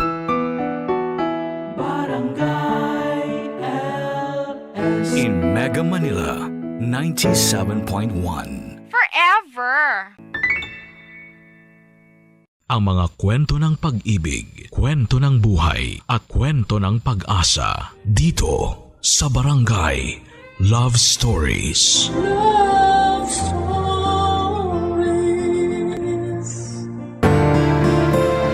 Ang isip natin ang isa sa mga pinakamahalagang meron tayo. Maraming trabaho ang isip at madalas ay nakadepende na tayo rito. Ikaw kabarangay, gaano mo kadalas pinapahalagahan ang iyong isipan? Dear Papa Dudut, magandang araw sa inyong lahat. Ako nga pala si Megan, lagpas na sa 30 ang edad. Gusto ko lang ibahagi sa inyo ang kaganapang nagpabago sa buhay namin ng asawa kong si Lander. Maaga kong naging asawa si Lander. 20 years old lamang kami nang maisipan naming magpakasal. Hindi namin yon sinabi sa mga magulang namin lalo't kakagraduate lang namin sa college noon. Magkabatch kasi kami at parehas kami ng mga pinasukang paaralan mula elementarya hanggang kolehiyo. Hindi lang yon. Magkaharap din ang bahay namin, naging childhood friends kami. Bata pa lamang kami ay pinapares na kami sa isa't isa. Bagay daw kami, pareho kaming singkit at maputi. Kahit sa mga kasalan kami lagi ang magkapares. Mula sa pagiging flower girl at ring bearer hanggang sa maging opisyal na kaming abay sa kasal ay kami pa rin ang pinagpapares. Laging pinapakita sa amin ng mga kakilala namin ang kilig nila sa tuwing magkasama kami sa okasyon. Parang pinares na talaga kami sa isa't isa. Ako ang unang nagkagusto sa amin ni Lander. Grade 6 ako nung nagka-crush ako sa kanya. Sino ba naman kasi ang hindi magkakagusto sa kanya, Papa Dudut? Mabait na tapos ay matalino pa. Lagi niya akong pinapakopya ng assignment lalo't tamad at medyo mahina ang utak ko. Siya rin ang pinapakiusapan ng magulang ko para turuan ako sa math. Akala ko nga ay hindi na siya magkakagusto sa akin hanggang sa isang araw ay umamin na siya. Second year college kami noong nilagawan niya ako. Hindi ko naman pinatagal pa ang panliligaw niya at agad siyang sinagot. Alam kong siya ang gusto kong makasama noon kahit sabihin pang bata pa kami para magdesisyon. Pinatunayan naming wala sa edad ang forever. Kaya nung 20 years old kami ay nagpakasal na kami, Papa Dudut. Minsan pinag-usapan muli namin ang mapangahas na desisyong yon na nagpabago ng buhay namin, Papa Dudut.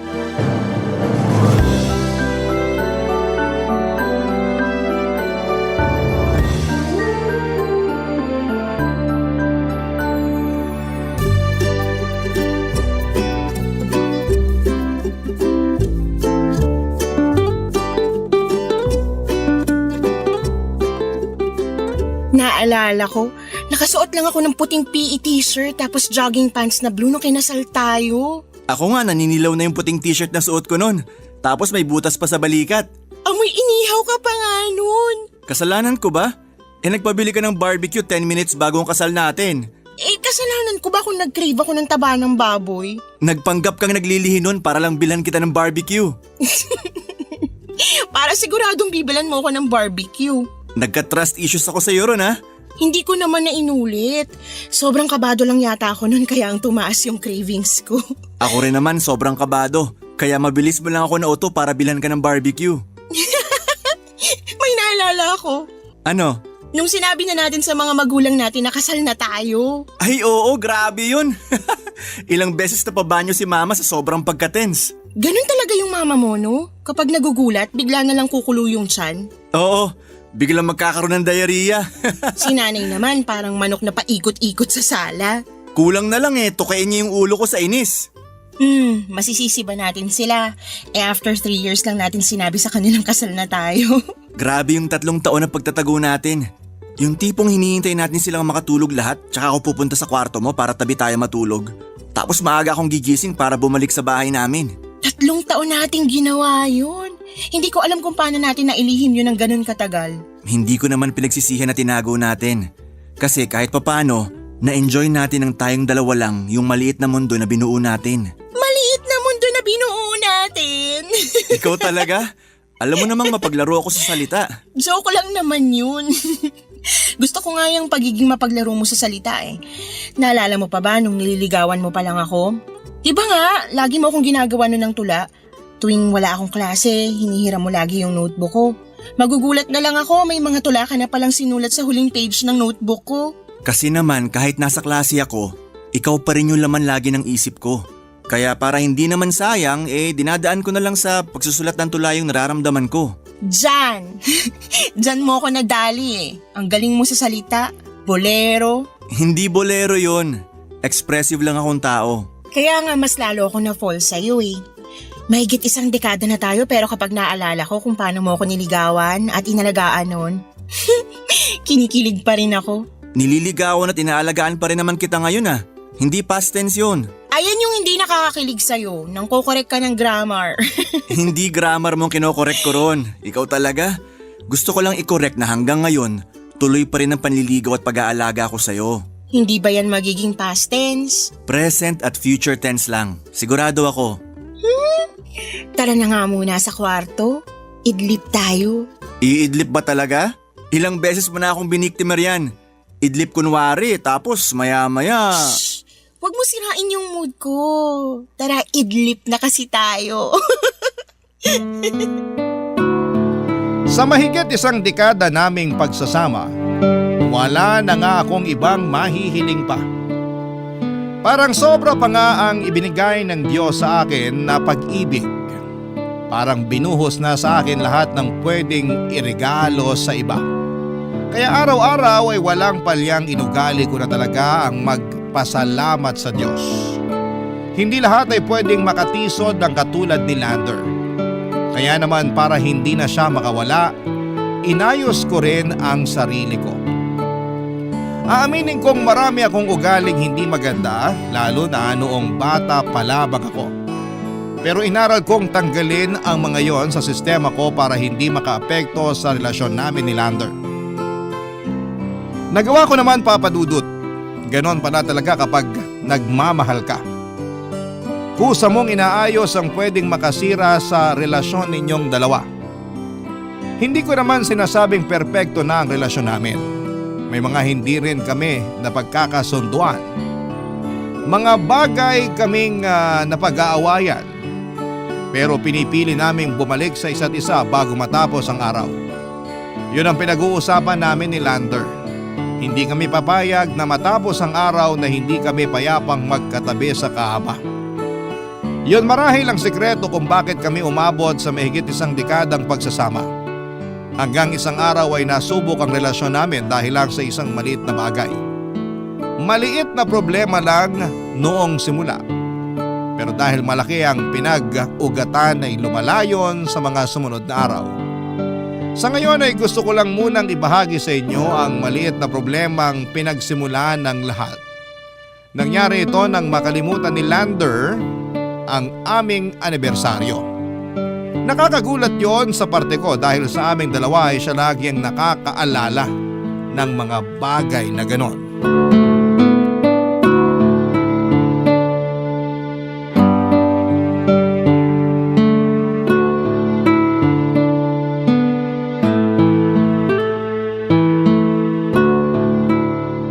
Megan, tumawag ang kuya mo kanina. Dadaan daw sila ng pamangkin mo rito bukas. Para saan daw? I-interviewin ka raw ng pamangkin mo tungkol sa trabaho mo. Assignment daw nila. Hala, ang late naman nilang nagsabi. Late din daw kasi naalala ng pamangkin mo na may assignment siya. Anong oras daw ba dadaan bukas? Hapon na raw. Teka nga, tatawagan ko. Hindi ako pwede bukas. Bakit naman hindi? Day off mo naman. Ha? Hindi mo maalala? Ang alin?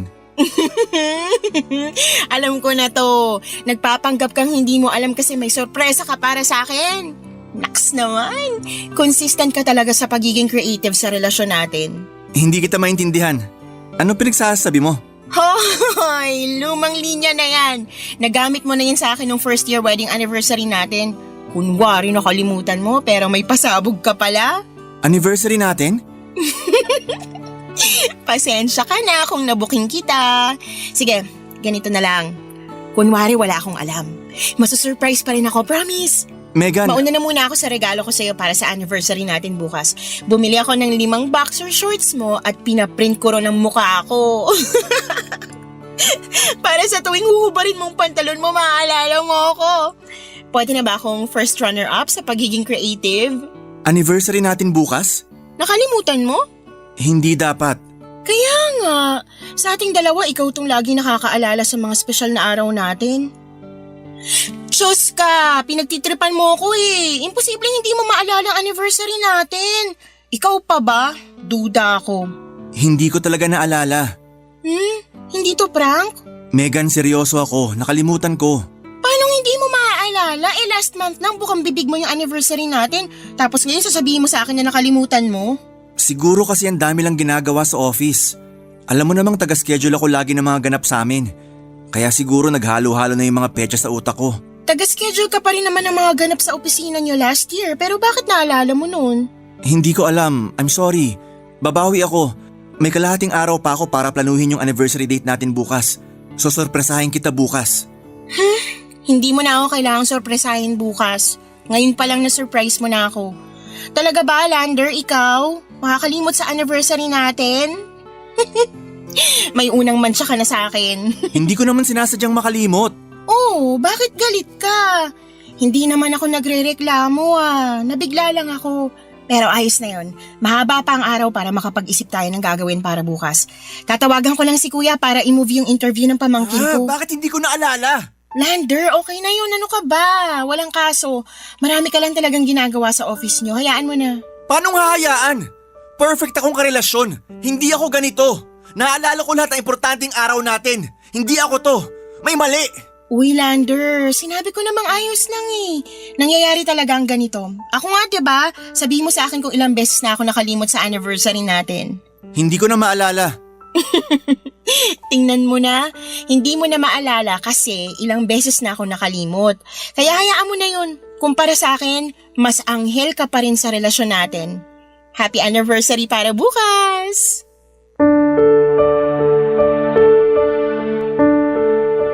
Papadudot kahit sinabi kong okay lang kung nakalimot man siya sa anniversary namin ay parang hindi pa rin yon matanggap ni Lander.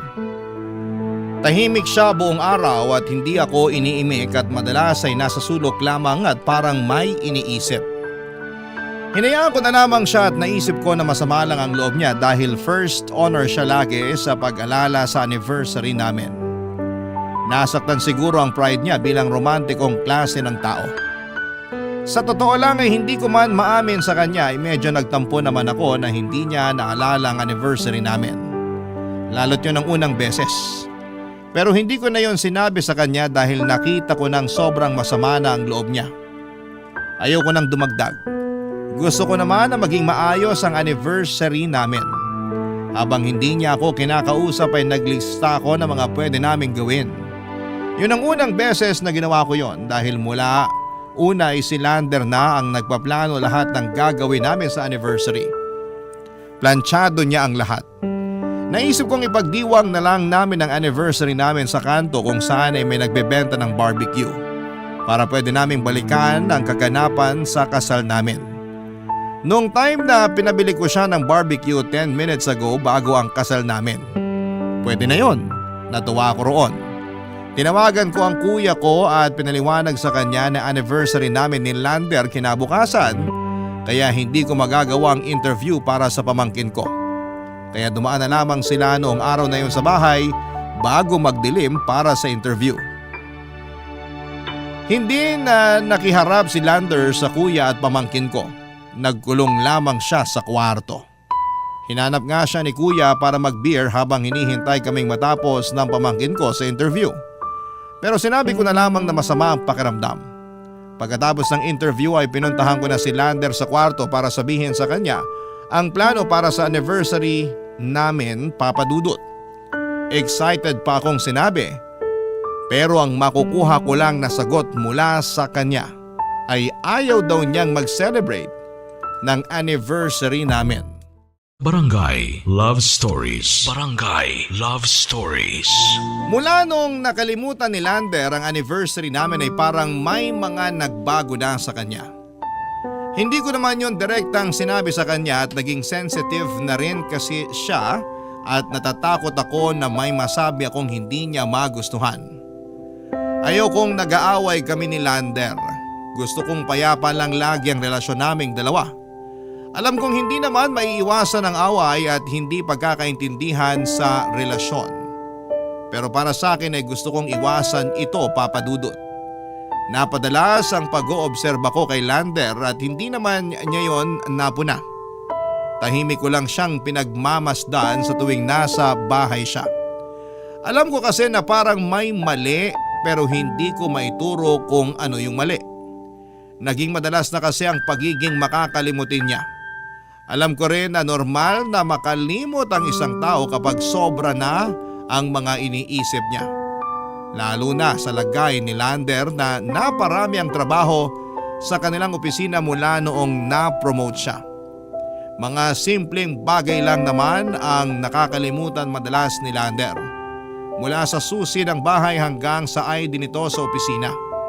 Kaya ilang beses siyang bumabalik sa bahay para kunin ang mga naiiwanan niya. Pansin kong naiinis na siya sa pagiging makakalimutin niya pero pilit niyang kinakalma ang sarili niya. Kaya ang ginagawa ko na lamang ay pasimple ko na lamang na chinecheck ang mga gamit niya sa bag bago siya umalis. Pero pasimple lang to ha.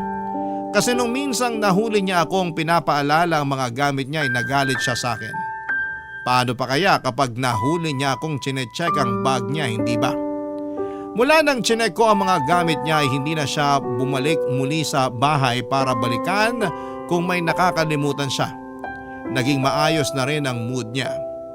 Hanggang isang araw ay nakalimutan kong i-check ang bag niya dahil naging busy ako sa pagtawag sa akin ng kapatid ko. Nakaalis na si Lander at hindi ko na-check ang bag niya. Makalipas ang ilang minuto ay humahango siyang bumalik ng bahay, Papa Dudut.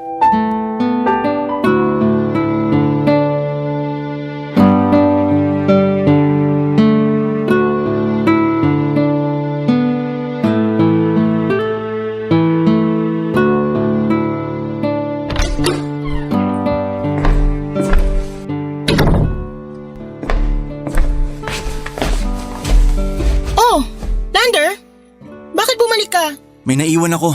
Susi, wallet, ID? Cellphone ko. Alam mo, kagabi ko pa hindi nakita yung cellphone mo. Hawak ko yun kagabi. Sure ka ba? Kasi pag uwi natin kagabi mula sa bahay ng ate Steffi mo, hindi ka na naglabas ng cellphone eh. Anong oras tayo umuwi kagabi? Hindi mo na maalala? Magtatanong ba ako kung alam ko? Huwag kang magalit. Nagtataka lang naman ako. Bago mag alas 8 ng gabi nakauwi na tayo. Hawak ko talaga yung cellphone ko kagabi. Hindi talaga eh. Nagtataka nga ako kung bakit hindi ka pa rin nag-online game sa cellphone mo pagka uwi natin. Naisip ko, napagod ka lang. Ganun naman pala. Bakit di mo man lang sinabi sa akin to? Hindi ko naman alam. Akala ko ayaw mo lang mag-cellphone. Asa na ngayon yung cellphone ko? Teka, tatawagan ko. Naka-silent ba yung cellphone mo? Hindi ko tanda. Teka. Nagre-ring naman. Asan kaya yon? Wala naman tumutunog dito. Baka naka-silent. Ay, teka, may sumagot. Hello? Ate Steffi? Nasa inyo pala yung cellphone ni Lander? Kanina pa kasi niya hinahanap eh. Ngayon ko lang din nakita. Nagulat ako na may nagre-ring dito sa sofa. Hindi ba niya napansin kagabi na wala siyang gamit na cellphone? Hindi ate. Pagod na kasi siya kagabi. Hindi na niya napansin na naiwan na pala niya dyan yung cellphone niya. Idadaan ko na lang mamaya sa opisina niya. Malapit lang naman ako ron. Pakisabi na lang ha. Sige ate, thank you. Bye. Safe yung cellphone mo. Nakita ni ate Steffi mo sa sofa nila. Ay, salamat. Akala ko kung naiwan na natin sa taxi kagabi. Idadaan daw niya mamaya sa opisina niyo. Opisina? Oo, malapit lang naman yung bahay ng Ate Steffi mo sa office niyo, di ba? Bakit siya dadaan dun? Bakit hindi na lang dito sa bahay? Aalis ka rin naman ngayon at papasok sa opisina niyo. Mas magandang dun na lang. Tsaka umalis ka na bago ka pa maabutan ng traffic. Dali na. Bakit ako pupunta sa opisina ngayon? Lander, may work ka ngayon. Lunes ngayon. Di ba Sabado pa lang? Tsaka pupunta tayo ngayon sa bahay ng kuya mo, di ba? Makiki-birthday sa pamangkin mo? Gumaya ka na. Hindi tayo pupunta sa bahay ng kuya ko, Lander. Bakit? Kasi tapos na yung birthday ng pamangkin ko. 2 weeks ago na. Umasim ang itsura ni Lander sa huling sinabi ko. Hindi siya sumagot. Naupo na lamang siya at humingi ng isang baso ng tubig. Agad naman akong sumunod sa kanya at maski ako ay nababahala na sa ipinapakita ni Lander. Paano niyang nakalimutan ang cellphone niya? Mas malaki pa nga ang tsansang ako ang makalimot ng cellphone sa bahay ng Ate Steffi niya. Hindi nawawala ang cellphone sa palad ni Lander. Doon ako sigurado. Mahilig kasi siya sa online games at panayang check niya sa GC, sa trabaho niya at sa kanyang email. Workaholic si Lander at nakasalalay sa kanyang cellphone ng trabaho niya. Hindi niya yon mabitawan kahit minsan. Kaya nga lahat ng pangbahay niya laging may bulsa para masiguradong hindi mawawala sa tabi niya ang kanyang cellphone. Yun ang unang pagkakataon na nakalimutan niya ang cellphone niya. Nakapagtatakang mula noong nakaraang gabi hanggang kinabukasan ay hindi man lang niya naalala ang cellphone niya. Pagkabot ko sa kanya ng isang basong tubig ay agad niyang ininom yun. Inubos ng mabilisan at nang mailapag na niya sa mesa ay agad siyang lumabas ng bahay at nagmadali na para pumunta ng opisina. Nabahala ako sa kanya lalo't magulo ang isipan niya at wala siyang cellphone na magagamit para makontak ko siya. Kailangan ko siyang makumusta. Kaya naman minessage ko ang katrabaho niya para pabantayan. Hindi ko naman sinabi sa katrabaho niya ang kadahilanan. Umuo na lamang at in-update ako kaagad nang makarating na si Lander sa opisina. Mga kabarangay, kahit sino ang ilagay sa posisyon ko ay siguradong mababahala rin kayo. Hindi na nag-improve ang kalagayan ni Lander. Noong mga sumunod na araw ay ganon pa rin. Naging normal na sa kanya ang pagiging makakalimutin. Maski ako ay nadadala na ng stress dahil doon. Para ma-relax ay nagplano kaming mag-out of town. 1 linggo kaming nag-prepare para doon at nung sumapit ng mismong araw ng pag-alis namin ay biglang nakalimot muli si Lander. Papadudot.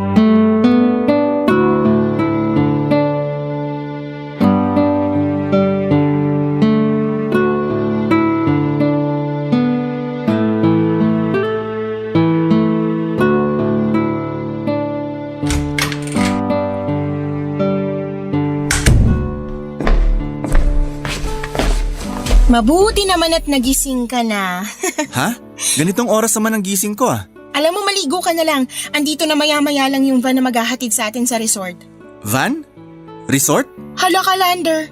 Naguguluhan ako. Anong meron ngayon? Lander, nag-empake lang tayo kagabi ng idadala para sa out of town natin. Hindi ka sana nagbibiro ngayon. Maligo ka na, please. Anong out of town? Pupunta tayo sa resort sa Batangas. Last week pa natin to pinag-usapan. Pinag-usapan din natin to kagabi bago tayo matulog. Nag-iimbento ka.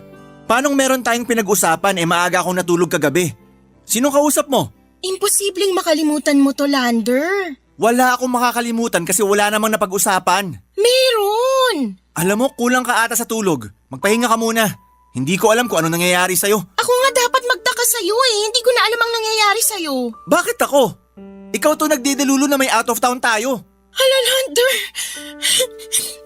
Ayoko nakikipagtalo sa'yo. Mamaya na natin pag-usapan to kasi parating na yung van na susundo sa atin. Kaya please, maligo ka na. Hindi, kailangan nating maayos to. Naguguluhan na ako eh. Parehas lang tayo pero maniwala ka sa akin. Nasa tamang pag-iisip ako. Parang sinasabi mong ako yung wala sa tamang pag-iisip ngayon. Ganito na lang ah. I-chat mo yung boss mo o kung sino mang katrabaho mo na nakakaalam sa leave mo. Hindi ako naka-leave sa trabaho. Marami akong kailangan asikasuhing schedule ng mga import. Bawal mag-leave sa amin dahil Hell Week ngayon. Nag-leave ka, Lander! Last week mo pa inasikaso yon, i-check mo ang email mo! Talaga? I-check ko ngayon. Papatunayan ko sa'yo na…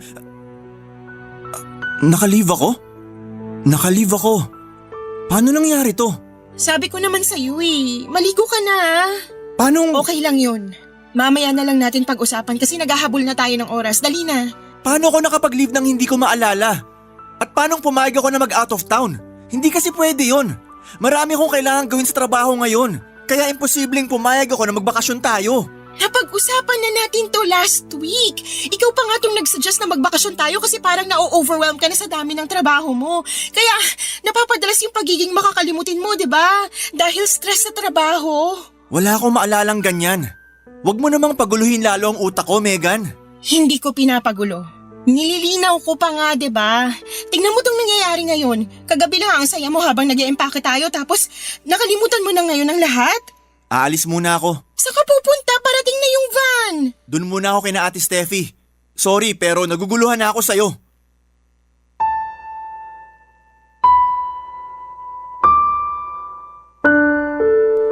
Papadudot kinuha lang ni Lander ang cellphone at wallet niya. Saka siya nagmamadaling lumabas ng bahay. Hindi ko rin alam kung bakit hindi ko na siya nagawang pigilan pa. Siguro'y nabigla na lang din ako at nagalit. Sumabog na rin ako noon kahit sabihin pang sinubukan kong magpasensya. Wala akong nagawa kundi ang maupo sa sulok at hintayin dumating ang van. Sumama man o hindi si Lander ay itutuloy ko pa rin ang pagbabakasyon. Kailangan ko yon, lalo't hindi ko na alam kung paano haharapin ang mga pagbabago ni Lander. Nang dumating ang van ay dinampot ko na lamang ang bag namin ni Lander. Sumakay na ako kaagad kahit hindi ko alam kung mag-i-enjoy o marerelax pa ako sa bakasyon na yon, lalo't hindi ko kasama si Lander. At ang masakla pa, nagkaroon pa kami ng pagtatalo. Pero kahit na ganoon ay umaasa pa rin ako na baka kapag nakahinga at nakabalik na siya sa maayos na pag-iisip ay susunod siya sa akin sa resort. Pero hindi niya ginawa. Hindi nagparamdam si Lander sa akin kahit noong nakarating na ako sa resort. Panayang tingin ko noon sa cellphone ko at umaasa akong makakatanggap ng message sa kanya na on the way na siya sa resort pero wala akong natanggap. Hindi rin siya naka-online sa mga social media accounts niya. Gustuhin ko man siyang kumustahin pero mas nangibabaw ang tampo para sa akin. Ginawa ko naman ang lahat para maging maayos ang kalagayan niya pero bakit parang ako pa itong napapasama? Sa 3 araw na nasa resort ako ay hindi nagparamdam si Lander. Katabi ko lang noon ang bag niya sa kama. Hindi rin ako lumalabas ng hotel room dahil nawala na ako ng gana. Nakakulong lamang ako at panayang check ko sa social media accounts niya. Kahit nagtatampo ay nagwo-worry pa rin ako para sa kanya, lalo na sa kalagayan niya. Hindi na ako nakatiis pa, nag-chat ako sa kanya ng sorry. Sinin niya ang mensahe ko at doon ako naiyak. At muling nahiga sa kama habang yakap ang bag niya. Barangay Love Stories. Barangay Love Stories. Sa pagbalik ko ng bahay after ng out of town ko ay nadatnan ko si Lander sa kwarto. Nalaman ko na bumalik din siya ng bahay noong araw na umalis ako. Nagkulong lamang din siya sa kwarto namin tulad ng pagkulong ko sa kwarto ng hotel. Hindi na kami nagtalo at parehas kaming nagpakumbaba. Niyakap niya ako nang sumumpa ako sa kama. Natahimik kami ng ilang sandali at nang komportable na kaming muli sa isa't isa ay nag-usap na kami. Mahinahon kong pinaliwanag sa kanya ang mga napapansin ko at mga nangyayari. Nakinig naman siya kahit pansin ko sa mga mata niya ang pagkalito. Alam kong may parte pa rin sa puso niya na ayaw paniwalaan ang mga sinasabi ko. May mga pasimple kasi siyang sagot na parang ako yung hindi nagsasabi ng totoo. Pero ayoko namang patulan pa yon. Ayoko talagang nag-aaway kami dahil hindi ako sanay. Kaya naman sinabi ko na kapag hindi pa namin kayang tapusin ang usapan ay pwede naman namin yung ipagpaliban at balikan kapag kaya na. Paunti-unti ay tinulungan ko si Lander na makapag-adjust sa pagiging makakalimutin niya. gumawa na ako ng mga listahan ng mga bagay na pwede niyang makalimutan para mabantayan ko at may abot sa kanya. Nag-screenshot na rin ako ng messages para lang may pruweba na may sinabi siya o may plano kung sakali mang makalimutan niya. Naging routine ko na ang ipaalala sa kanya bago siya matulog at bago siya umalis ng bahay para magtrabaho ang mga bagay na pwede niyang makalimutan. Minsan napapansin ko na naiinis o nababalisa na siya. Pero sumunod pa rin naman siya. Nakatulong naman yon kahit papaano. Pero madalas pa rin siyang makalimot kahit may mga paalala na. Minsan sinubukan kong ilatag ang mga pwede pa namin gawin para manumbalik ang talas ng isipan niya. Pero nauwi lamang yon sa pagtatalo.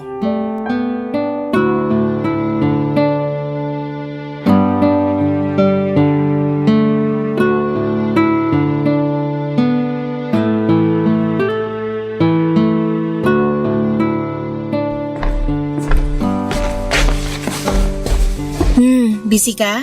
May minimemorize lang. Baka makalimutan mo na agad yung minimemorize mo ah. Anong ibig mong sabihin? Joke lang yon, Lander. Sorry. Alam mo na nga ganito nangyari sa akin, nagawa mo pang mag-joke. Kaya nga sorry eh. Gusto ko lang namang pagaanin ng sitwasyon mo. Hindi na to gagaan. Paano bang hindi? Napansin mo naman sigurong improvement mo noong mga nakaraang araw, 'di ba? Ang dami mo nang naalala. Kahit nga mga lumang kasalanan ko, nabalikan mo pa. Pero marami pa rin ako nakakalimutan. Alam mo bang sinabon ako ng boss ko dahil nakalimutan kong ischedule ang shipment ng products namin papuntang Taiwan? Ang laking kawalan nun sa opisina. Minsan ka lang namang magkamali sa trabaho. Pag ikaw ang umalis sa trabaho mo, ikaw ang magiging kawalan para sa kanila. Hindi mo kasi alam kung anong kalakaran sa opisina eh. Kahit gaano pa karaming magandang nagawa mo, mas matimbang pa rin ang isang pagkakamali mo. Masyado ka lang nag-iisip ng negative. Sana nga yan na lang yung makalimutan ko eh. Yung maging negative. Magiging maayos din ang lahat. Talaga? Kasi sa nakikita ko parang mas lumalala pa. Kaya nga nandito ako para tulungan ka. Naisip ko lang, paano kung ipakita mo sa akin ang schedule mo sa trabaho at ibang kailangan sa opisina nyo? Para? Para makatulong ako sa trabaho mo. Para hindi na maulit yung nangyari sa shipment nyo sa Taiwan. Maluwag naman ang schedule ko ngayon. Kaya pa kitang tulungan. Ganun na ba ako kainutil sa paningin mo? Na sarili kong trabaho kailangan ko pa magpatulong sa asawa ko? Uy, hindi naman ganyan ang gusto kong mangyari. Pero yun ang nararamdaman ko. Gusto ko lang makatulong. Paano kaya magiging tulong yung sinasabi mo? Magmumukha lang akong walang kwenta sa trabahong ilang taon ko nang ginagawa. Pero kailangan mo kasi ng tulong ngayon. Mula sa'yo? Mas matalino nga ako sa'yo. Alam kong nahihirapan ka na pero nakakasakit ka na ha. I'm sorry. Masyado lang ako nagpadala sa emosyon ko. Alam kong mahina ang utak ko pero sa nangyayari sa'yo ngayon, kailangan mo pa rin ako. Asawa mo ko, Lander. Yan ang paalala ko. Hindi ako nakikipagkompetensya sa'yo sa pagalingan. Nandito ako para maging maayos ka ulit. Sorry pero ang hirap ipaliwanag sa'yo ang nangyayari sa akin. Kung hindi mo na kayang maipaliwanag ang nangyayari sa'yo, mas maganda siguro kung sa doktor na tayo lumapit. Siya nang magpapaliwanag sa atin ng lahat. Walang magpapadoktor! Subukan mo lang! Ikaw kayang sumubok sa kalagayan ko. Wala na ako halos natitira sa pride ko, Megan. Gusto mo pa akong humarap sa doktor dahil lang sa pagiging makakalimutin ko sa maliliit na bagay? Para hindi na lumaki yung problema, doktor lang ang makakapagsabi ng totoong nangyayari sa'yo. Hindi. Ang sakit na nga na makarinig sa'yo na parang inutil na ako. Tapos gusto mo, may doktor pa na makisali sa problema ko?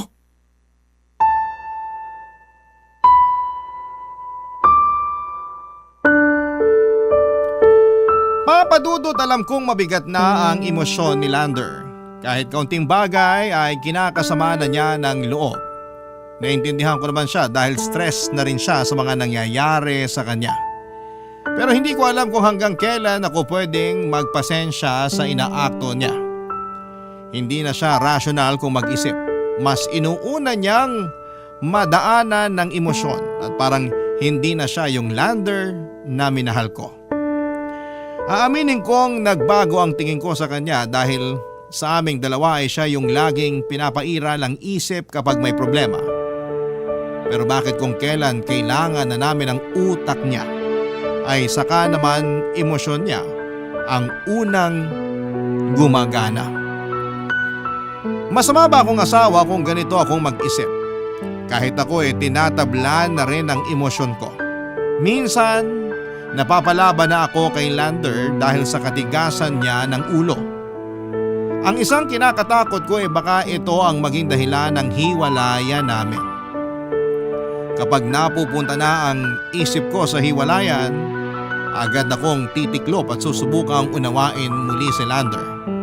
Mabilis lang din namang lumambot si Lander sa mga paglalambing ko. Kaya hindi na humahaba pa ang pagtatalo.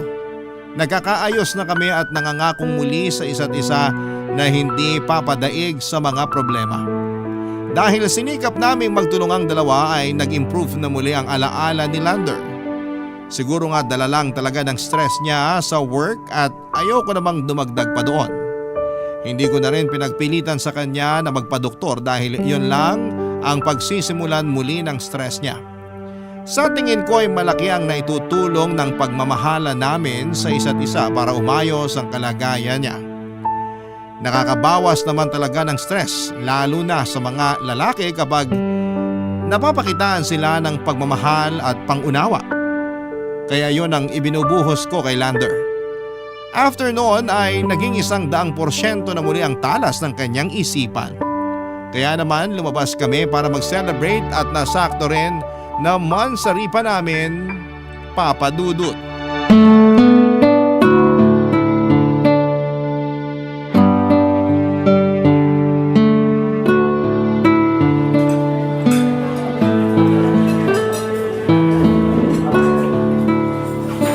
Kumusta yung in-order mong roasted chicken? Okay naman. Parang hindi ka masaya. Mas masarap pa rin kasi ang luto mo talaga. Polero. Totoo nga. Yung sa'yo kasi hinahaluan mo ng pagmamahal. Yung nagluto nitong order ko mukhang pagod na at ginagawa na lang para sa pera. Hayaan mo bukas ipagluluto kita ng lahat ng paborito mo. Masyado mo naman akong binibaby. Spoiled na ako sa'yo. Masaya naman ako sa ginagawa ko. Hayaan mo na. Salamat sa pagpapasensya mo ha. Lalo na nitong mga nakaraan. Alam kong hindi madali para sa itong nangyayari sa akin. Ang hirap kong intindihin pero kinaya mo. Babawi ako sa'yo. Madali lang naman kayanin ang lahat, lalo na kapag naalala ko lahat ng ginawa mo para sa akin noon. Nakabawi ka na, huwag ka nang mag-alala. Sana magtuloy-tuloy ng maayos ang kalagayan ko. Ayoko nang maapektuhan ka. Huwag mo kong isipin, kaya ko to. Ang importante ngayon, nakarecover ka na. Kaya dapat lang talaga na mag-celebrate tayo ngayon. Tama. Cheers para sa… Para saan? Ano? Kala ko sa kama mo lang ako binibitin eh. Charot! Cheers para sa… Cheers para sa haba ng panahon na pinagsamahan natin. Nasaan ako? Din, nasa puso ko. Paano ko napunta rito?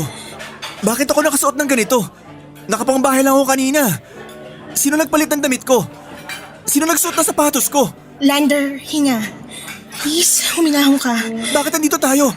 Paano mo ako nadala rito? Mansari natin ngayon. Hindi. Birthday ngayon ni Ate Steffi. Dapat andun tayo sa bahay nila. Magpapatulong siya na magluto ng kalderete. Sinabihan niya ako kagabi. Lander, makinig ka. Tapos ng birthday ng Ate Steffi mo, last month pa yun eh. Paanong last month? Kausap ko lang siya kagabi. Excited nga siya na tutulong tayo sa pagluluto. Tapos sabi mo pa nga sa kanya na ikaw na yung bahala sa cake. Oo, sinabi ko yon. Nagustuhan ng Ate Steffi mo yung ube cake na binili ko. Tapos natuwa yung mga bisita sa niluto niyong kaldereta. Pero last month pa talaga yun, Lander. Hindi! May pictures tayo sa Facebook. Gusto mo makita? Hindi! Ang gulo mo! Ginugulo mo ako! Hindi kita ginugulo. Sinasabi ko lang ang totoo. Tinutulungan kitang makaalala. Naaalala ko naman lahat! Bakit hindi mo maalalang tapos ng birthday ng Ate Steffi mo at ang selebrasyon ng mansari natin ngayon? Kasi kagabi lang kami nakapag-usap ni Ate Steffi para sa handa niyang kaldereta. Last month pa yon, Lander. Ubus na yung kaldereta. Nakasuot ka pa noon ng dilaw na terno, di ba? Yung kakabili mo lang sa online shop? Naalala ko pa kasi hindi mo na nilabhan. Sinuot mo na agad. Tapos pinarisan mo ng mapulang lipstick kasi sabi mo bagay yung dilaw sa pula. Lander, last month pa yan eh. Tsaka may naalala ko. Hindi ba? Ano? Lander, ano? Sino ka? Lander. Sino ka?